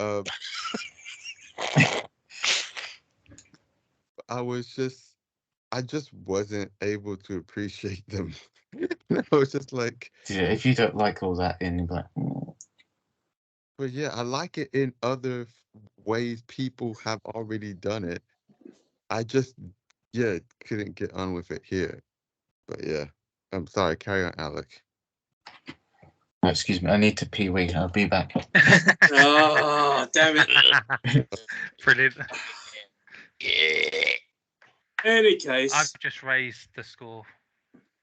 Oh, you have? Yeah. What did you raise? Enjoyment to 6, impact to 6. I feel. Oh, no. Why? Because I wanted to. Oh, I mean, Could you yeah. imagine how- In, Could you imagine how weird it would be if you were watching a Looney Tunes cartoon and Bugs Bunny, like, just undergoes like just all this damage, and then like just like no problem, he just adjusts himself and he's like completely fine, and then just like something else happens and he just goes to hospital. Like the whole Yeah, but they do that all. Like They a do that all. space But they do that all the time. To be honest, right? But the, It's the like- joke that you didn't have to go to hospital, he was just fucking about. Yeah. That is pretty much what the story is. Like he just goes to hospital when he has a grievous injury, and then the episode ends. Yeah. That's how weird this is to me. To I be mean, Yeah, like Simon said, that's very normal for. yeah, it's Not for it to because end on him just being in the hospital. well, no, yeah, but like you say that, but like you have like the times where Bugs Bunny dies, and it's like he doesn't actually die. He gets up afterwards at the end of the story. He goes, "All right, it's just the way that like cartoons, especially of that time, work." And it's like for Pee-wee, it was kind of similar vein of that story. It's like, oh, he was fine for most of it, but then afterwards he got hurt. Then afterwards, through cartoon logic, he had to go to the hospital. But like through cartoon logic, he was fine very next day. And it's just like, oh no, it's just a bit. I think that happened. Like Elmer Fudd actually puts him in the hospital, and then the joke is he didn't actually need to go to the hospital. He was just playing another trick and going like, twat. Yeah, pretty much, right? Get But shit it's- on. But it's like the reason why it works for, let's say, Space Jam, because all of that cartoony shit just happens to the cartoons. It doesn't actually happen to the real people until like right at the end, where they go, oh wait, yeah, I can just use my cartoon logic powers and just do shit like that, and that's fine. But like for this, it's like it wasn't established that he was just a cartoon. It's just things happened. There's no like rhyme or reason for the way that it was set. That except for it's like, all right, yeah, it's a cartoon, but not really. To And be it's fair, like, yeah, I know what you mean. He kind of like I think, in my opinion, he acts like a cartoon in his head, and thinks he is, and he acts out of the way to be one of those things. But in real life, he isn't one of those things at all. But I know that kind of falls apart when you get the scenes where he's like uses the convertible to kind of like parachute down and things like that. But what Pee-wee does overall kind of is sort of in the real world. It's just in his head, he kind of thinks he isn't. I guess. It's loose-ish. I'll admit that's a bit. But it doesn't also help when it goes into like when he's. I actually know. Maybe it does make sense when he's in the Warner Brothers studio, because that's when the cartoon powers are the most That bit high. makes the least sense. 'Cause Yeah, that but bloke because goes, we need to make a film of this, and I'm like, I don't believe you. I don't believe that you made a film. He wanted to make a film out of it. it's not even that. It's when he has his bike and Yeah. he has all the fucking Iron Man attachments to it. And it's like, what the fuck It's is? the Wait, what? Batmobile. Please, About that. please don't call them Iron Man attachments. He's got a little plastic lion head on the front. It's Yeah, not but an like- Iron Man That attachment. Yeah, but he's got all the fucking like, he's got all the little fucking like go-go gadgets on it, and it's Yeah. like, yeah, go-go gadgets oil slick thing, and it's just like, what the fuck? And I was like, oh wait, no, it makes sense because he has that power of Warner Brothers on the studio floor, and he absorbs that, and his bike just gets an upgrade when he's Well, there. I just no. think he had the upgrades already pre-made, because that's why the bike was so beloved, because he'd been to the joke shops countless times and kind of like retrofitted this bike to be like the ultimate kid's bike, that with all these super gadgets, like you say, from Inspector Gadget or Dennis the Menace, Bart Simpson, everything in this one thing, and it had all these powers that the Bat Bike would, and it's just like every kid's dream bike. And that's what that bike is, and that's why it's so important to him. That's the reason why I don't like Pee Wee Herman. He's a fucking cyclist. Yeah, that explains everything. He dreams of going As soon to as France and winning the Tour de France on his shitty little bike. I did think as soon that as I was, saw that, I did think that was accidentally brilliant, though, because I thought that was a really nice way to transition from last week's pick. Yeah, Oh yeah, that's French connection. I did feel like you would. Yeah, I felt this was a personal attack on me. Go on, Pat. I was just gonna say, like, as soon as I saw that at the beginning of the film, I was like, this is why Alec hated it. I had just lots and lots of reasons, but that one put me on the wrong foot. I won't lie. Yeah, Kinda on wish the I was a subject of cyclist. bikes, that's what Rob mentioned a couple of weeks. Was maybe it was a couple of days ago, probably. It says like the script itself is basically the bicycle thieves in a sense. It's just the whole idea of it is basically based on that classic movie from the 1940s, about the main character's bike is stolen, and the police don't do the police don't do jack shit to try and sort out and help him. So he has to resort into like a fortune teller to kind of guide him into ways to try and figure out where the bike is, and that sets his journey off, and that's how his story begins in a sense. So it shares a lot of DNA with that, and a lot of classic directors from that time, like Jacques Tati and Fellini, all that is in this. So it wasn't like an accident; it was all by design. Why it is the way. This is the way.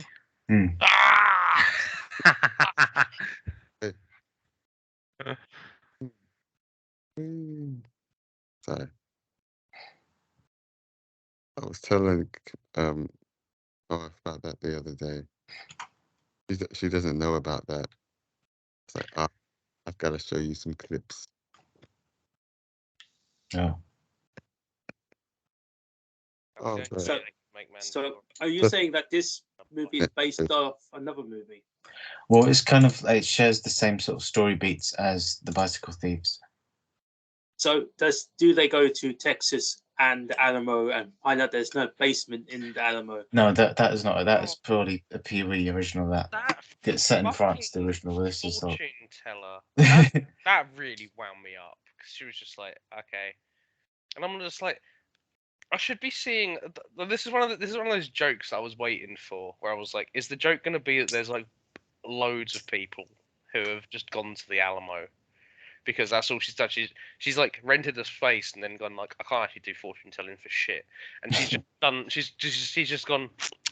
The Alamo in the basement, and that's like her every time she reads a fortune. Yeah, but is That's it what she right? comes out of, and she says that for every single time. And I was just like, are we gonna have like all these people, all her past customers, and they're like, hey, yeah, that Is fortune it teller's a though? fucking bitch. That But actually, that would have that's- been quite funny. Actually, I thought, oh, There's God, a actually, yeah. joke right there. Yeah, but that's what I found was brilliant about the film is that, well, that scene I should say, is that it kind of shows that Pee-wee can be kind of like confounded and people can take advantage of him, because all she had to do was take his wallet and read the contents of his wallet and just kind of like guide him off on this mad dogs and Englishmen race with like bullshit of doing whatever he wants to do, just because all she wants is just the money he has, and that's it. And it's kind of like she just reads the wallet and just like, I'll just think about what I can see out the window, and just that's it. If there's two things out the window that you can only ever, there's only two things you can ever read, like to get inspiration off of. So surely she's just gone the Alamo in the basement every single time someone's asked her something. Yeah, Um, but she wouldn't gotta have be- always someone like There's Pee-wee. got if to it- be a joke there. There's got to be a joke where some like you've led like 20 people to. Oh, I'd Basement never come to level. that conclusion. I was just like that proves that like she can take the nick out of it. There's someone like Pee-wee who's gullible and stupid, and she will obviously rinse him for what his worth. She steals his wallet. Yeah, Mm. but what happens if Pee-wee walks out of the front door and goes, "Hang on a minute," and he sees those two signs? Like, he's not saying he's gonna, because he's like, just I don't know, selectively stupid every now. and Yeah, but not everyone is like Pee-wee, so I think she could have took the risk quite calmly. And Yeah. But I think there's like a natural joke there where you have all these people who she's told to go to the Alamo in the basement. But that's the thing where everyone is different. Because if I was writing the scene, I would never come to the conclusion you did. My angle for that scene would be more like this, where your focus is entirely on making a fool out of Pee-wee, because you have to show that this guy is an idiot and this guy can be easily led. you can still do that and still have everyone in the when he's like, hey, is there a basement in the Alamo? And then you have someone go, hey, yeah, I was looking for that as well. Yeah, true. Actually. But it's like something I wouldn't have come with that. Maybe I'm not a good writer. Maybe that's the thing. Well, It's like I no. got never. Not Well, that he's really- not a good writer. It's just like that just seemed like an easy joke to put in. yeah, some- but I didn't think of it. And But then I feel like that might have cut away from like how cartoony the other Texans were in those particular Yeah. scenes, it's just because one that- thing, isn't it? because they were incredibly cartoony as well. Because when he's on that payphone, and afterwards it's like goes, where it goes, Pee-wee, where are you? I'm in Texas. No, really, where are you? No, really, I'm in Texas. And they start again, and it's like, was it Stars at Night, Big and Bright. And after they're like, vivid part of Texas, and they say, so I was like, what the fuck?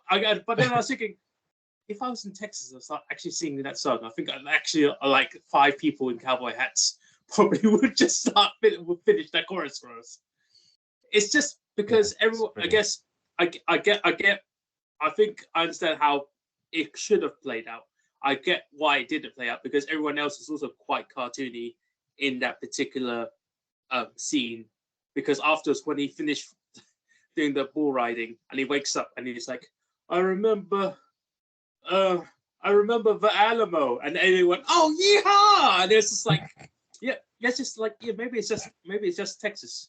I don't know. Maybe it's just like that sort of cartooniness. It is continuing. We know what's funnier though is this film did play really well in Texas, and when it came out in 1985, apparently it did block a huge amount of money in that part of the country. Really well. Okay, I guess. They're kind of like yeah, sort of I- joking themselves in that regard.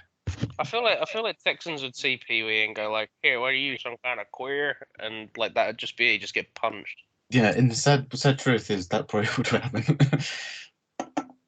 I might take another point off for that. Well, because the Texans would be like, what the fuck? Yeah, Texans would be way more homophobic and judgmental. Well, to be fair, most of America would be, but I think that's what I like about the movie is that it has this spirit of like inclusivity, if that makes sense.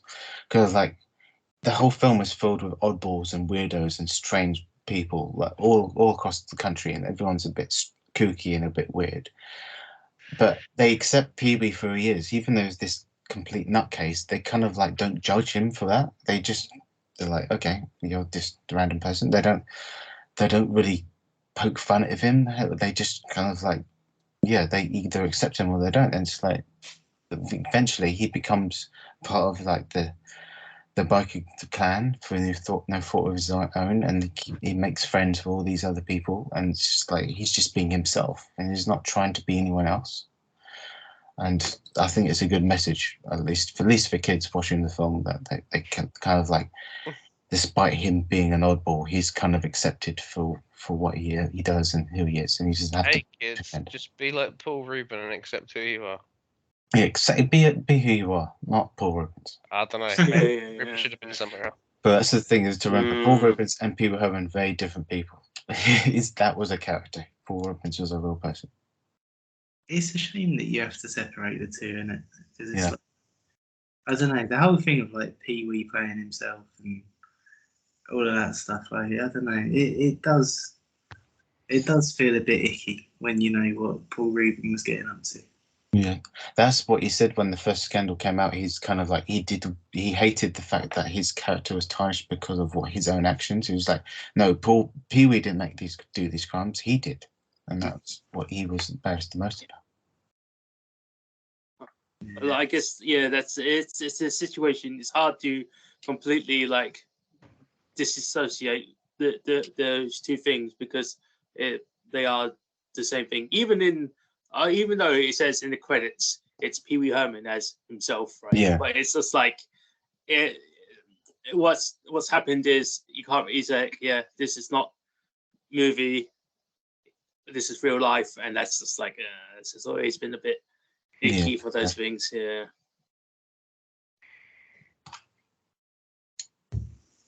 So. Oh yeah, I have.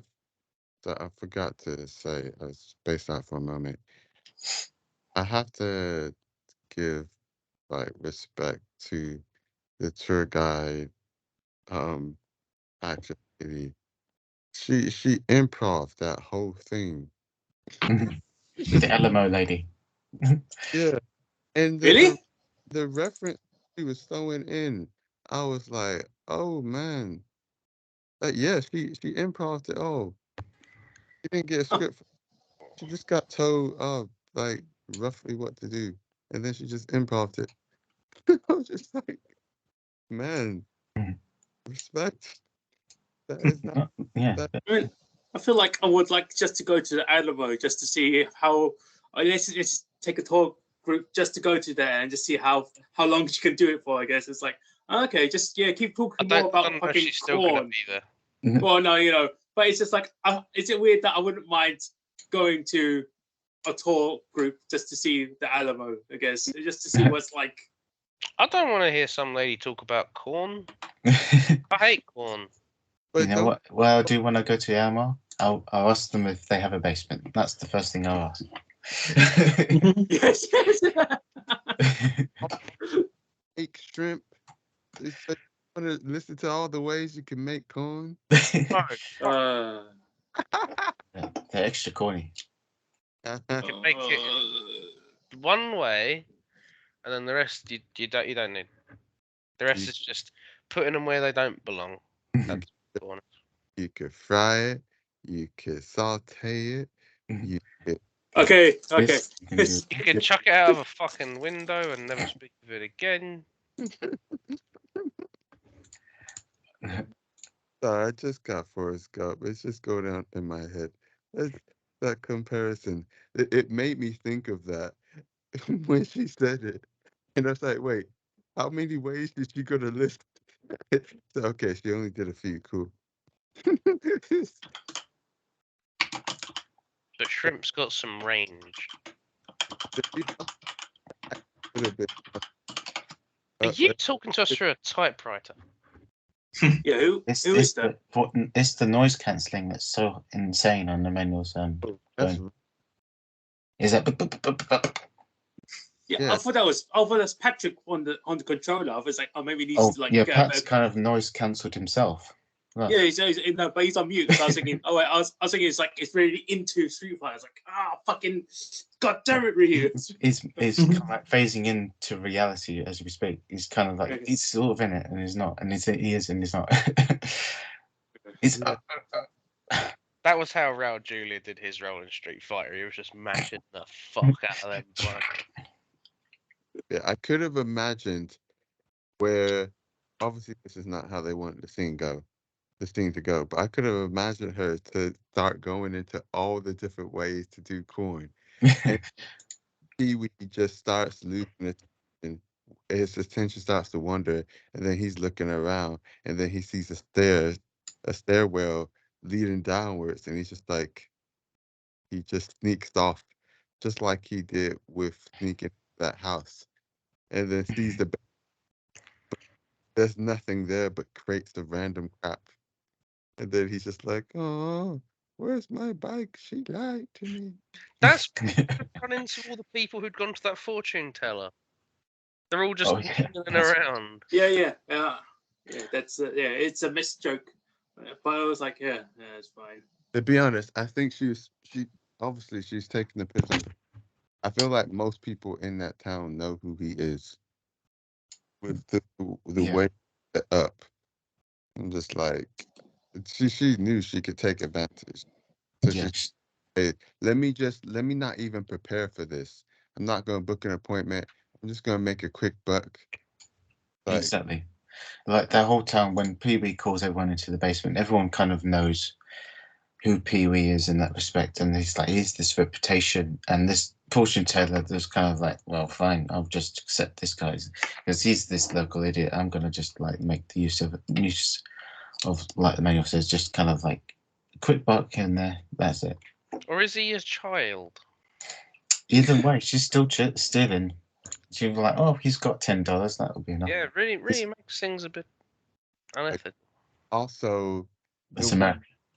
the way he was with Dottie, and I think this is mainly because I see him as a weird adult rather than a kid.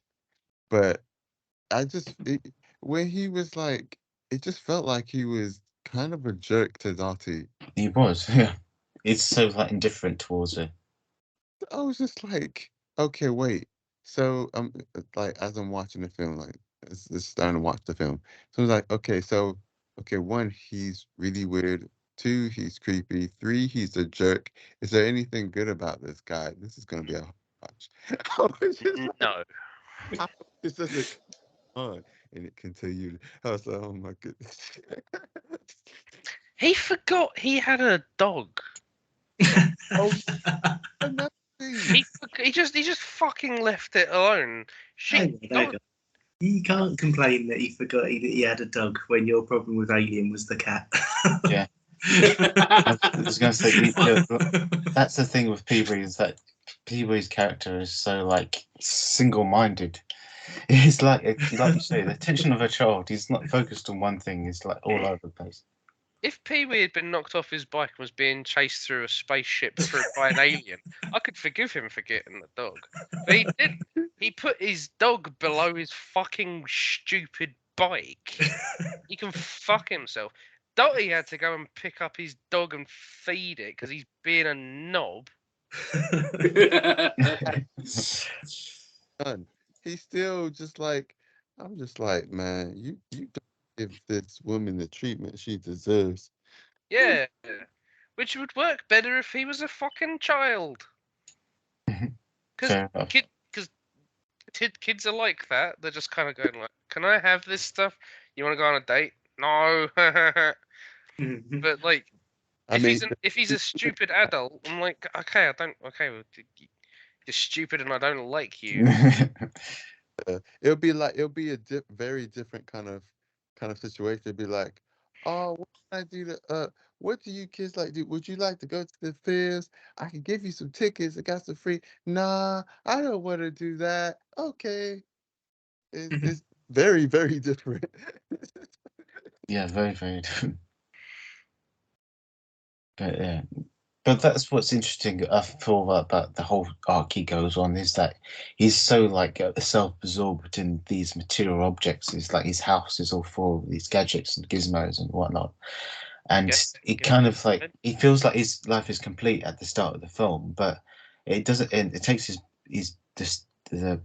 bike to go missing for him to like go on this journey, and then he realizes, he kind of like realizes that he needs more than just material things, and because like before, like the community serves Pee-wee, at the end Pee-wee kind of like serves the community. He kind of gives back, especially the scene at the cinema. He kind of like not so much makes amends, but he kind of like is there for them rather than they're there for him, in a sense, even though it's kind of like he has to go through this craziness to get to it. He kind of, it was like, okay, no, I'm going to go on this date with Dottie. She likes me enough. I'm going to reluctantly go on this date. And so it's kind of like that becomes full circle. The whole idea is that he doesn't leave the cinema on his own. He leaves with someone else, which wouldn't have happened before. I wanna say something. Mhm. So at the end of the day, this isn't necessarily a realistic film, so it's not necessarily cussing it. Yeah. But the one driveway scene, even though I love seeing the homeless guys there, I was just like, how the heck did he find them? Like after like Oh, right. met one of them randomly on a train going God knows where, because he didn't know where he was going and just happened to end up in Alamo. So Yeah, that's the thing. If you think about the logic of like how he get from that train to the Alamo, where it's probably going in the wrong direction anyway, so it kind of doesn't work. But that's the thing. You have the kind of the problem with Pee-wee, and what I like about it, but at the same time, why you guys don't like about it, is that you really, really, really have to suspend a lot of disbelief for it to work. If you can't suspend any disbelief, you're going to be like, what the fuck? And so I understand. I understand the what you guys are like feeling, because it's that part of it does not work, because you put real world logic in this cartoon film, it falls apart. Yeah, Spot. Yeah. I have a serious problem with that. Yeah. It's more that it was just that random. I mean, a lot of this film just felt like a random fever dream anyway. Yeah. But like, that was just another random thing. I was just like, wait, how the crap? Wait, how did these guys don't have no TV? No, how did they get here? How did you find them? But if you lent into it and you made Pee Wee a kid, or you made Pee Wee a cartoon, like an actual cartoon, it would have blended better. But like Yeah. the insistence of we gotta do this in live action, we gotta have Paul Rubens doing him. Mm. That was horrible phrasing. Like his Just insistence on ruined. being the star of the thing, like it just makes it confusing. And it's like, it's not necessarily that it's just realistic. It's just I'm like I said, I don't understand the premise of the character or what he's supposed to be, because he's sometimes treated as a kid, he's sometimes treated as an adult, he sometimes acts like a kid, he sometimes acts like an adult, but at any other point it's just random. So it's like, right, I can't get into this. I can't suspend my disbelief because I don't understand him or what he's supposed to be. He just does shit, He just is. and I'm just supposed to go, okay, I guess he just does shit. So it's like I can't suspend my disbelief because I'm trying to work it out. I'm trying to work out what he is. Yeah, that's I- the thing. Yeah. Yeah, that's why it's not working for you guys. I can't suspend my disbelief.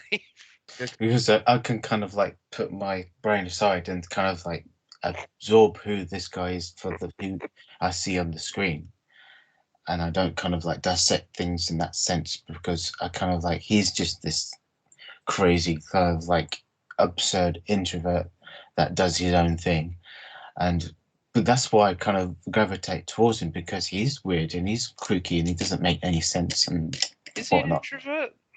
Well, in the sense, because he kind of like he wants to keep himself to it himself. He doesn't want to go on a date with Dottie and do this and that. He wants to do his own thing and just be who he wants to be, play by his own rules, you can say. And just like the film forces him out of that, and he becomes an extrovert because he's plunged into the unknown and he has to go on this road movie. That's what it is. The film is a road movie, and it kind of like he has to confront strangers that he would never meet in real life in his day-to-day thing, go to new places and go to these scary but unknown places, and it turns out it seems scary, but they're actually not. It's kind of like once he realizes who these people are and what they are, they're not as bad as you think they are. So that's another thing that kind of like the point of him going on this adventure is that he has to face his fears. Yeah. As long as you face your fears of high heels, you can win over a gang of bikers in a club. Yeah. Oh, that was it. I think like you have other, because I was thinking about Mr. Bean, and when you saying you're trying to figure out how to make sense of what he's doing, it's like Mr. Bean, he makes sense. He's quirky and it's weird, but there's a through line, and you can see like where all the thoughts are going, like how he might have thought this would work, or why he did that, or why he left his shoe on top of the car. Like he's silly and quirky, but it kind of all makes sense with the character. It's quite consistent. Whereas this is again is very much in line with how a kid would think, act, and do things. So random, so out of place. Even on a call, even when we was waiting for y'all to come in, my wife was showing me there's this kid, just like probably a toddler, probably like 3 or 4, just on top of a table, standing on top of a desk rather, watching a tablet but bent over while almost falling off the table. But instead of just sitting down at the chair, it's just on top of the table. to death. It's just like, yes, a very random kid thing to do that makes absolutely no sense. But because It's not, adorable because it's a kid. Yeah. it just keeps. It's like, wait, is this Mr. Bean or is this a kid? But it's neither both of them, and it just keeps fluctuating. And it's just like, this is not really landing in my head, and like, because I'm seeing this as an adult, I'm just like, yeah, I'm just finding it's hard. Anyway, oh, just to say one random point, I don't necessarily like all the Family Guy. I like a little bit, but my favorite, I have like one favorite before voice actor.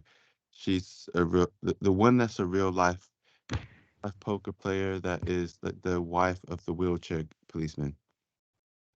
Bonnie, is it? Yeah, she's my favorite in that.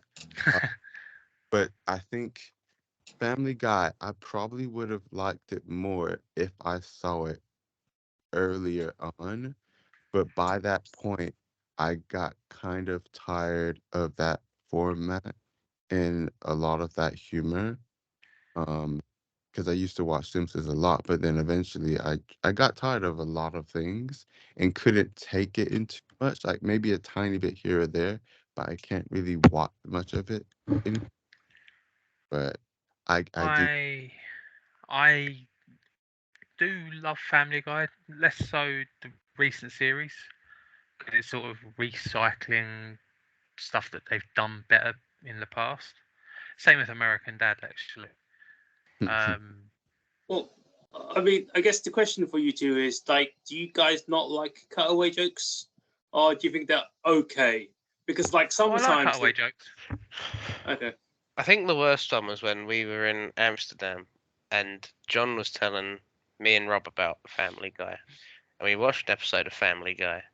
And one of the jokes was there was two guys in an airplane. And one guy asks the other guy, "What you thinking about?" And the other guy goes, "Oh, just airplane stuff." And then it cuts away. And I was like, what was the what was the joke? I don't understand what the joke was. But that was like every joke. I think the one that really encapsulates the difference between Simpsons and Family Guy though is when they did the crossover episode, and they have that thing where Bart is doing like the prank call thing, and he's trying to teach Stewie how to do the prank call thing with Mo. Yeah. And do you remember, Rob? Sorry, do you remember what joke Bart does in that one? No, I don't remember the one Bart does. I remember the one that Stewie does, though. That's the thing. I Yes. remember it's something like let's just say it's the Hugh Janus one. It was like, I'm looking for Hugh Janus. And then like Mo goes out and he's like, "Hey, I need a Hugh Janus." And like that's just the joke it is. And he's like, "Okay, Stewie, your turn." And he goes, "Okay, no worries." Really excited. And he goes, "Hey Mo, your sister's getting raped." And he like puts and he goes, "Is that one? Is that one?" And I was just like, "This is not flattering to you. Whatever you." This was a bad idea on your part. You should not have put yourself in a situation where you're in direct comparison to The Simpsons. I think it just shows you the difference in humor and how nuanced it can be, like comparing those two shows together. I mean, Simpsons feels like a masterclass of many ways. Family Guy is a brunt hammer, which just goes bam. Yeah, they do. They don't play it subtly. They just like. Yeah, there are some things like that, like you just said, Alec. I'm just like, yeah, that's not a joke. yeah, that's just fucked up. That's a bit too far. It's just nasty for like no reason. Whereas like telling a bartender to like yell out a trick name, that's just I don't know, that's just funny on its face. Like, But that's always the thing with Family Guy for me. That there's no punchline. it's only ever humour that's designed to make you go, oh, wasn't that a bit close to the bone? And it's like, I don't give a shit if it was or not. I think The thing that's is, the it's thing only why I didn't it's get into close to the bone Family Guy. once. But yeah, that's probably why I didn't get into Family Guy, because the humor was always kind of like one note in that sense. But that was I think I did see a couple of episodes where it did have a lot of depth, but that was kind of like one or two, like it's very, very sparse. But they can do it.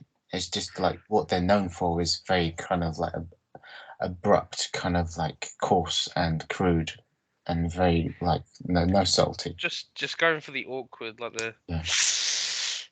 To be fair, as That works though as it sometimes. went on, as it went on, it got worse in terms of like being quite edgy. Like I don't think Oh, it was on that level early. So like when that crossover episode happened, I think this was like around season 16, season 17. But like the first 10 seasons, it wasn't quite on that. It wasn't quite that bad. Mm. Yeah. Off some of the earlier stuff. But I But didn't. Early stuff is great. even then, like Family Guy's actually a decent comparison with this though, because it's like if you look at how they treat Meg, it's sort of like the character is treated as simultaneously the ugliest, most vile fucking person ever to walk the earth, but also simultaneously giant slag who just gets with everyone, and it's like, which is she? What do you mean? Can't, What is your point? She can't be the fucking ugliest, most vile person ever, while also being fuckable. Well, Surely. beer goggles do a great thing, don't they? She can't be getting around. Oh, man.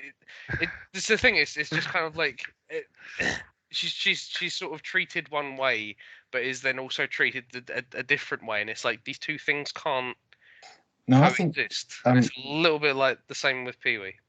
I can't see that with Pee Wee. Is that Pee Wee is so set on his own goal. He's like so like completely confounded and kind of like focused on getting his bike back. And he's like I said before, that he is kind of like asexual in a sense. He's just like, he doesn't really care about girls at that point. He's not interested in that. He cares about his bike and all his material possessions and stuff. And so Dottie is kind of just like just getting in the way of all that. And it isn't until the end he kind of like, okay, no, I can move into this and I can accept a relationship with this girl. But like most of the film, he doesn't really care, and she's just this friend. That's it. She's not repulsive. He's not repulsed by her. He's kind of like, no, I'm too cool for you. More like he's like, you don't need her. He doesn't need her. But at the end, he does. No. But what I mean is, in the same way that Pee Wee is simultaneously treated as a child and not treated as a child, in the same way he acts as a child and doesn't act like a child. Oh, the inconsistency the same between with what Meg. he does. Yeah, Oh, okay. right. I thought you were talking about Dottie. No, I'm just. I'm just like, That makes more sense. if you're treated with, if the joke is like Meg is treated with absolute revulsion like the whole time, you can't Yeah. also have her being like the town bicycle. Like it just doesn't. You can't. No, you just can't have both. I guess, yeah. Yeah. I think that's the thing that's really hard to explain about Pee Wee as a character. He's like, the townspeople kind of put up with him in a sense. They just kind of like accept him, but they kind of like, well, they have issues with him, but they don't want to say anything. And it's kind of the, well, maybe there's bad and good in that, obviously. But yeah, there is a certain like a through line that isn't quite fully defined. I agree. Whether Pee Wee is like the Messiah or he's just a naughty boy. That's the thing. I did not like how you said that. You could have phrased that way better. Fuck's sake. Yeah. Uh, A random fun fact about Pee Wee that will be good for Alex timeline. I don't want this. No, it's a good one. Oh, Pee okay. Wee made in 1985. It was shot like 5 miles away from the diner where Sarah Connor is like confronts the Terminator. It's filmed 6 We months. need more than just a timeline. Then we need like a geolocated map. I've got to make another fucking page of the spreadsheet now. That'd be neat, actually. It would be pretty cool. Yeah, that'd be like that whole coordinates of each film. The only thing is though, the map would become a bit useless when we start to get things like June and like. Oh yeah. Well, it's not even that. I was gonna say, like, we have aliens and all that stuff. Like, where do they take place? Well, you're not gonna have Alex fucking like draw a map because yes, it's in Space Center, star date, fucking bullshit. And you've got like Cinema Paradiso is like here, and then like Pee-wee is like up here somewhere, and then you just sort of zoom out, and then the ship from Aliens like here. The ship from Wally's over there. Yeah. All right, yeah, fucking hell. Yeah, for Wall-E, you could just have like a dotted line that goes to like elsewhere and then back. And then Yeah, the Martian. No, the Martian's obvious. I feel like Sarah would not have gone on with Pee Wee.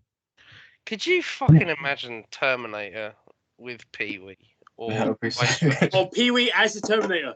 Pee-wee with Terminator. Oh, I could see him being a Terminator. You just Oh, kind that of like, plot twist.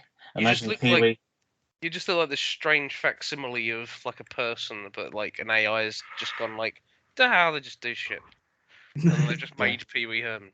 But that's the origin story. Pee-wee is the prequel to Saw. Imagine Pee-wee growing up to be Jigsaw. He's Oh got my! the bow I tie, don't have he's to got the suit. imagine that hard because he is the little thing on the bicycle. Do you want to play a game? I would, but if that happens, no, that's a bit too far. that's the dark sequel. That one. Yeah. Big Top Saw. Do you want some gum? It's not all. It's blood. Saying that, talking about the real sequels, like I was like, okay, I'm not surprised they got a sequel in '88. Mhm. Obviously, this must be successful. Yes, I might not see it, but I mean, I see it. And, but I was surprised by his third film in 2016. Yeah, And it's recent. oh, he's got someone that looks a lot like him. And then I looked again. And I was like, wait, no, that's actually him. That film was the reason that I started wondering whether Netflix were bribing people for good reviews, because it is bloody awful. And then I looked online and everyone was like, yeah, it's great. And I'm like, what did you watch? Like, it's Hey, what film is this? The big. Oh no, Pee-wee's Holiday. That's it. yeah, Pee-wee's Big Holiday. I haven't seen it. I was just Oh, like, it's really bad, man. It's This Net- is really bad. You want to watch 16? I did not expect this because I swear at this point, because he's 70 when he died. At this point, he must have been like, yeah, he was 60. Yeah, he was 60 something. Yeah. No, to be honest, I looked around. He looked 50 something. So the makeup and everything did a great job. But I was like, wait, why are you in this film? Why just cast someone else? I was so confused. You know what's interesting is that Paul Rubens was trying to get like maybe a biopic is the wrong word, but he wanted to do like a real world kind of like mock documentary version of his life as Pee-wee Herman, and he wanted. I think he definitely wanted Tim Burton to direct it, and he wanted Johnny Depp to play Pee-wee. And I was like, that would have been interesting. But yeah, it's kind of like he always wanted to do something. It never got off the ground, and there was a lot of ideas that were never made, but that was one of them. So it'd been very interesting to see like how they would have done like it. If it was done like Ed Wood, then it would have been very, very interesting to me. Yeah. Yes, that's the thing though. You couldn't really do it now because No, it's too late. yeah. I think if it's Paul Rubens scandalous. was maybe like not quite as I don't even know what the right word to describe him would be. But if he didn't do the things that he had done, then Yeah, if he was scandalous, he'll have been probably more ripe to do it. But saying that, like the fact the scandals might have made it more of an interesting film to make, because it would have been more, I don't know, meta. You'd have to you'd have to sort of go all in on that. Yeah. Otherwise, it'd just be like, no, this is too much. Mhm. Mm. I would have not liked to see Johnny Depp as Pee Wee Herman. I'm sorry. What don't if like you seeing had Rowan the way you Atkinson as originally- Pee Wee Herman instead? The thing is, Isn't that good? if he, it would have been quite different, but he could have probably pulled off his own version of it. But it probably would have just been Mr. Bean Goes on Holiday, which he did actually do. Yeah, Mr. Bean Goes to America. That's it. That's Thing what would is, happen. I don't like seeing Paul Rubens as Pee Wee, so I don't want to see anyone else as Pee Wee. I don't Do you want to see think- Pee Wee in general Is it Paul Rubens or more of Pee Wee that you don't like? What is the worst of the two? either. They're the same. Well, I mean, eventually I it's. don't like a paedophile, and I don't like a paedophile playing a child. So I don't know. Take your pick. I don't like either or both. Oh man. Oh. Did you know that before you watched it the first time, though? No, but I was like, this character just is. I don't know, fucking odd to me. I just don't. Yeah, I just don't like it. And then knowing that later, I was like, oh well, double trouble. Mm. It's hard to get over with this because it's like usually I'm like, yeah, it's just an actor, so it's like whatever. Like I only really take issue with that kind of thing when it's a director and a writer usually, but because the character literally is him and it is his character, it does make it a bit creepy. Yeah. Pat, Yeah. I just came across a critic who said the same thing as you, that this would have been better as like 7-minute skits, Oh, Gene Siskel. probably. Yeah. Like Gene that- Simmons. people. Even better. I really enjoyed that little thing because I needed to investigate, because apparently Roger Ebert was like, oh yeah, this film has made a world comparable to Alice in Wonderland or Lord of the Rings, and I was like, I need to see the full video, and there's no context for that video. That is just what he says. And then Gene Siskel was like, I completely disagree with all of this. This should have been very much shorter. If you're gonna go and watch this, take like regular breaks. Every 5 minutes, go to the fridge. Like this is just hard to watch. And I was like, thank you, Gene. Well, Right, I Ben, think You're, that agree with it's being nice that like there's a Alice in sane Wonderland person on the panel. or fucking Lord of the Rings. no Ben, I can comparison. you get it. say I don't understand. He's got big fucking cutlery.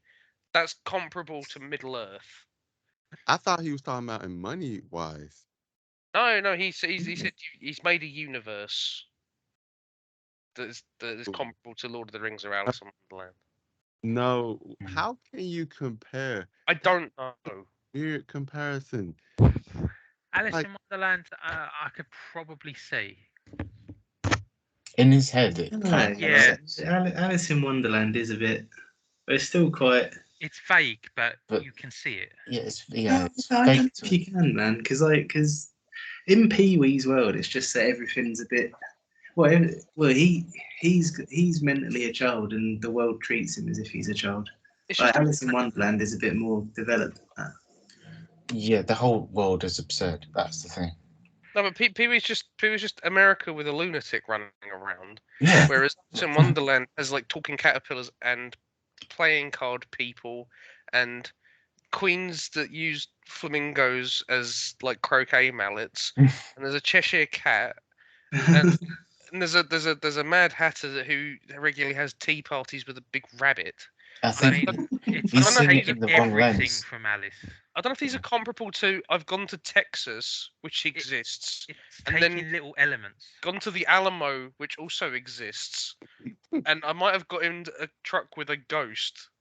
But I think a one word or a couple of words would help with context. If he said like in Pee Wee's mind, it's like Alice in Wonderland, and that is 100% true because he sees the world like that, and Pee Wee acts accordingly to that world because it doesn't make sense 1 minute to the next. Because that's the thing with Alice in Wonderland.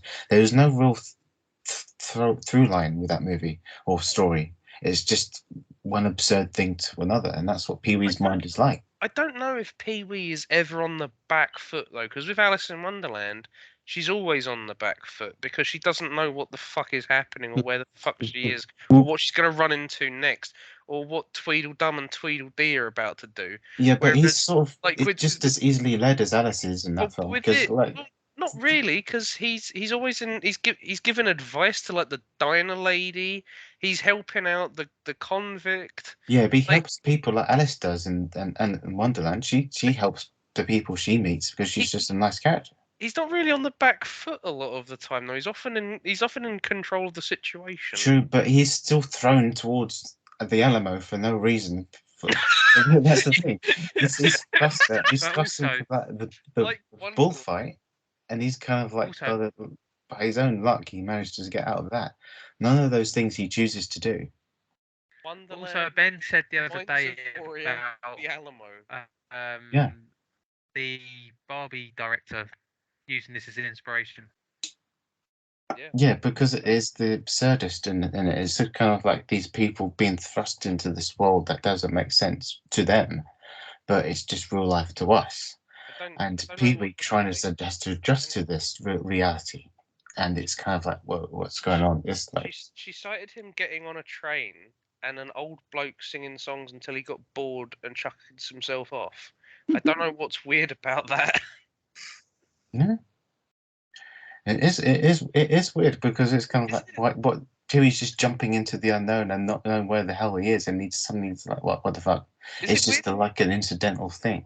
Is it weird to get on a train and run into an old bloke and he starts singing songs until you go, actually, I can't be bothered, and then you just Yeah, that is weird, isn't it? Is it weird? Yeah, I mean, is it not?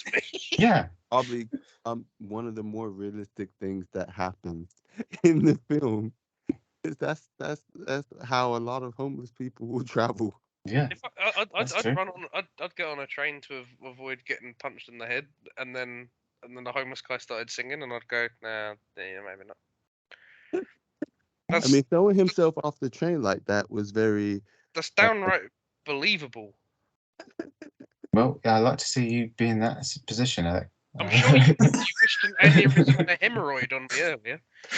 Alec wouldn't be the situation in the first place. Yeah, Alec's life would be the opposite of what Pee Wee's life is. It's just boring and not much happening. It's because I'm consistent and I'm well written. Consistently aggravated about everything. Yeah. Oh, Not like- that'll make you Francis then. It'll make you the No, guy who's. Oh yeah, but Alec is definitely the Francis character. But I don't see how this is comparable to like you're wandering around an absolute nonsense world or Lord of the Rings. Oh yeah, I agree 100% there that Lord of the Rings is like, what was he pulling that from? He just thought of the first thing that was fantasy in his head, and he said, "Oh yeah, Lord of the Rings." These people have hairy feet. It's just like Texas. Oh, this is really random. I didn't know this. So while Pee Wee has it's afraid of snake, Mhm. Burton has a phobia of chimpanzees. Oh, that's interesting how he did that Planet of the Apes considering. I'm just like, how did you get through this? Yeah. Because that's the only other thing that had an ape in it, as far as I know. Yeah. Oh, maybe just he stood very far away. Yeah, maybe he ghost directed that scene and got like Paul Rubens to just do it all. I feel like having a fear of chimpanzees is just like logical. Or fear of people, yeah. No, just a fear of chimpanzees because like they're super strong and want to tear off your face. I feel like that's just like being afraid of chainsaws. Yeah, Just- to be just fair, normal. there is like a method in that madness. This is very typical Tim Burton, though. He says something, everyone goes, "Gosh, that's really weird," and it's like, not really. Actually, chimpanzees are fucking mental. Have teeth and massive muscles. They'll rip It's your weird face at off first. for no fucking reason at all. And if they don't, they'll shit in their hand and throw it at you. They're very reasonable things to be scared of. They're just like someone from Texas, aren't they? Yeah. Oh, wait, what? Yes, That's we not- have just Please described the hairy knuckled Texan. Yeah. That's the thing. It's like weird at first, but actually, it's not that bad. That's the whole theme of Theory. To be fair, it's just like he confronts things that are weird at first, and they're actually kind of like harmless. One thing I would like to just add in, so we don't get cancelled by Texas. I'm sure there's I'd plenty. love to be cancelled by Texas. Why? Texas. No, Texas is actually, I'm sure, depending, certain parts of Texas are actually pretty cool. sure there's plenty of nice, just normal folks living and surviving in Texas. If I would say, if you make fun of any state, the one that's the most acceptable is Florida, because Florida man. Yeah, okay, yeah, but Floridians know that they're fucking insane anyway. So it's kind of like, it doesn't matter because they go, yeah, we're crazy. We're Yeah, very Florida. proud. We're No, crazy. That was brilliant, lad. Because you literally just went, "Oh, we shouldn't paint all Texans with the same brush. If we're going to do that with any state, it should be Florida." Sort of. Yeah, but they're happy about that. I would just like to say, we're not the Ricky Gervais podcast, okay? We're not just going to go for the low-hanging fruit. Texas can fuck off. Oh man. Anyways. It's okay. They won't watch it because it's a multiracial thing, and there's gay people. I won't say who, but Did you just make Patrick leave? I did just make Patrick leave because he's a That was- secret Texan cyclist Frenchie, the bitch. Sorry, Oh, Pat has left indefinitely. I didn't mean to call Pat a cyclist. It wasn't because of that, Alec. Don't worry. I wasn't worried. I don't think he thinks I'm French. No, wait. Mm. I don't think he thinks I think he's French. Yeah, there you go. That was Anyways. a favorite scenes. My favourite scene was when the Tyrannosaurus, because I liked the stop motion on the Tyrannosaurus, but I also, more importantly, liked that he absolutely fucked up the bike. I was really happy. I also really liked the other scene where the bike gets fucked up. Every the scene, clown scene. yeah. Any scene where the bike gets shit on, those are my favourites. Not the nun scene. Where the It was just because the bike got fucked up and Pee-wee looked upset. So I was big happy for that one. Fair enough. Maybe that was partly why I was like, I wasn't looking forward to him getting beat up, but I also wasn't like, like, I wouldn't have complained if it happened.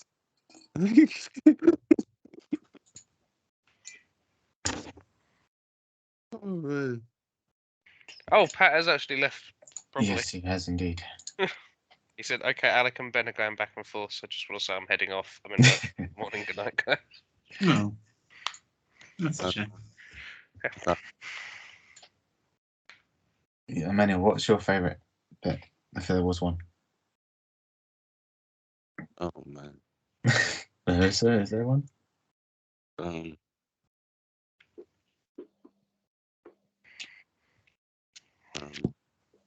The scenes where Pee-wee wasn't in them.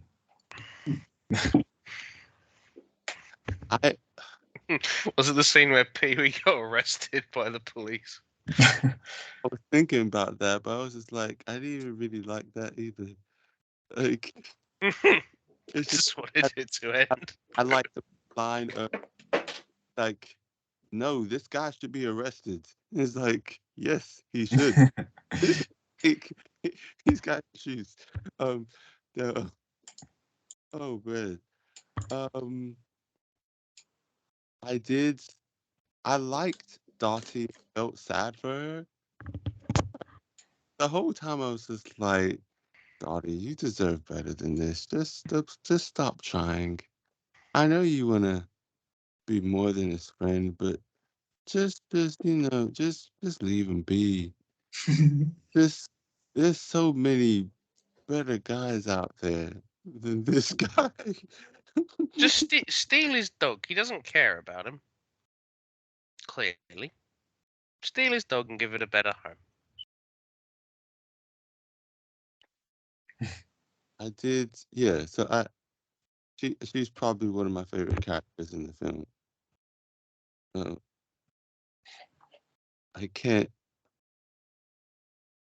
It's hard to think of a, but maybe a favorite moment is the homeless guys being like, and it's probably one of my favorite jokes in the film. It's just like, or one of the only ones I like. It's like, hey, we're on boxes. It's just like a whole kind of homeless joke thing, but they're kind of owning it and just like, we showed up, and he gives them snow cones. I'm just like, that's nice. That's probably my favorite bit. That's nice indeed. It'd be like, yeah, that was nice. You can't just give candy to Dottie though. No, you gotta throw it at her. You can hand stuff to everyone else, but this one lady, you're just like, yeah, here you go.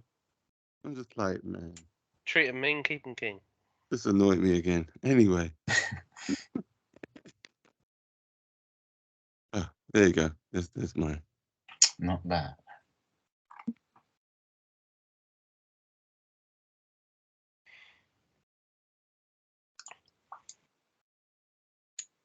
Rob?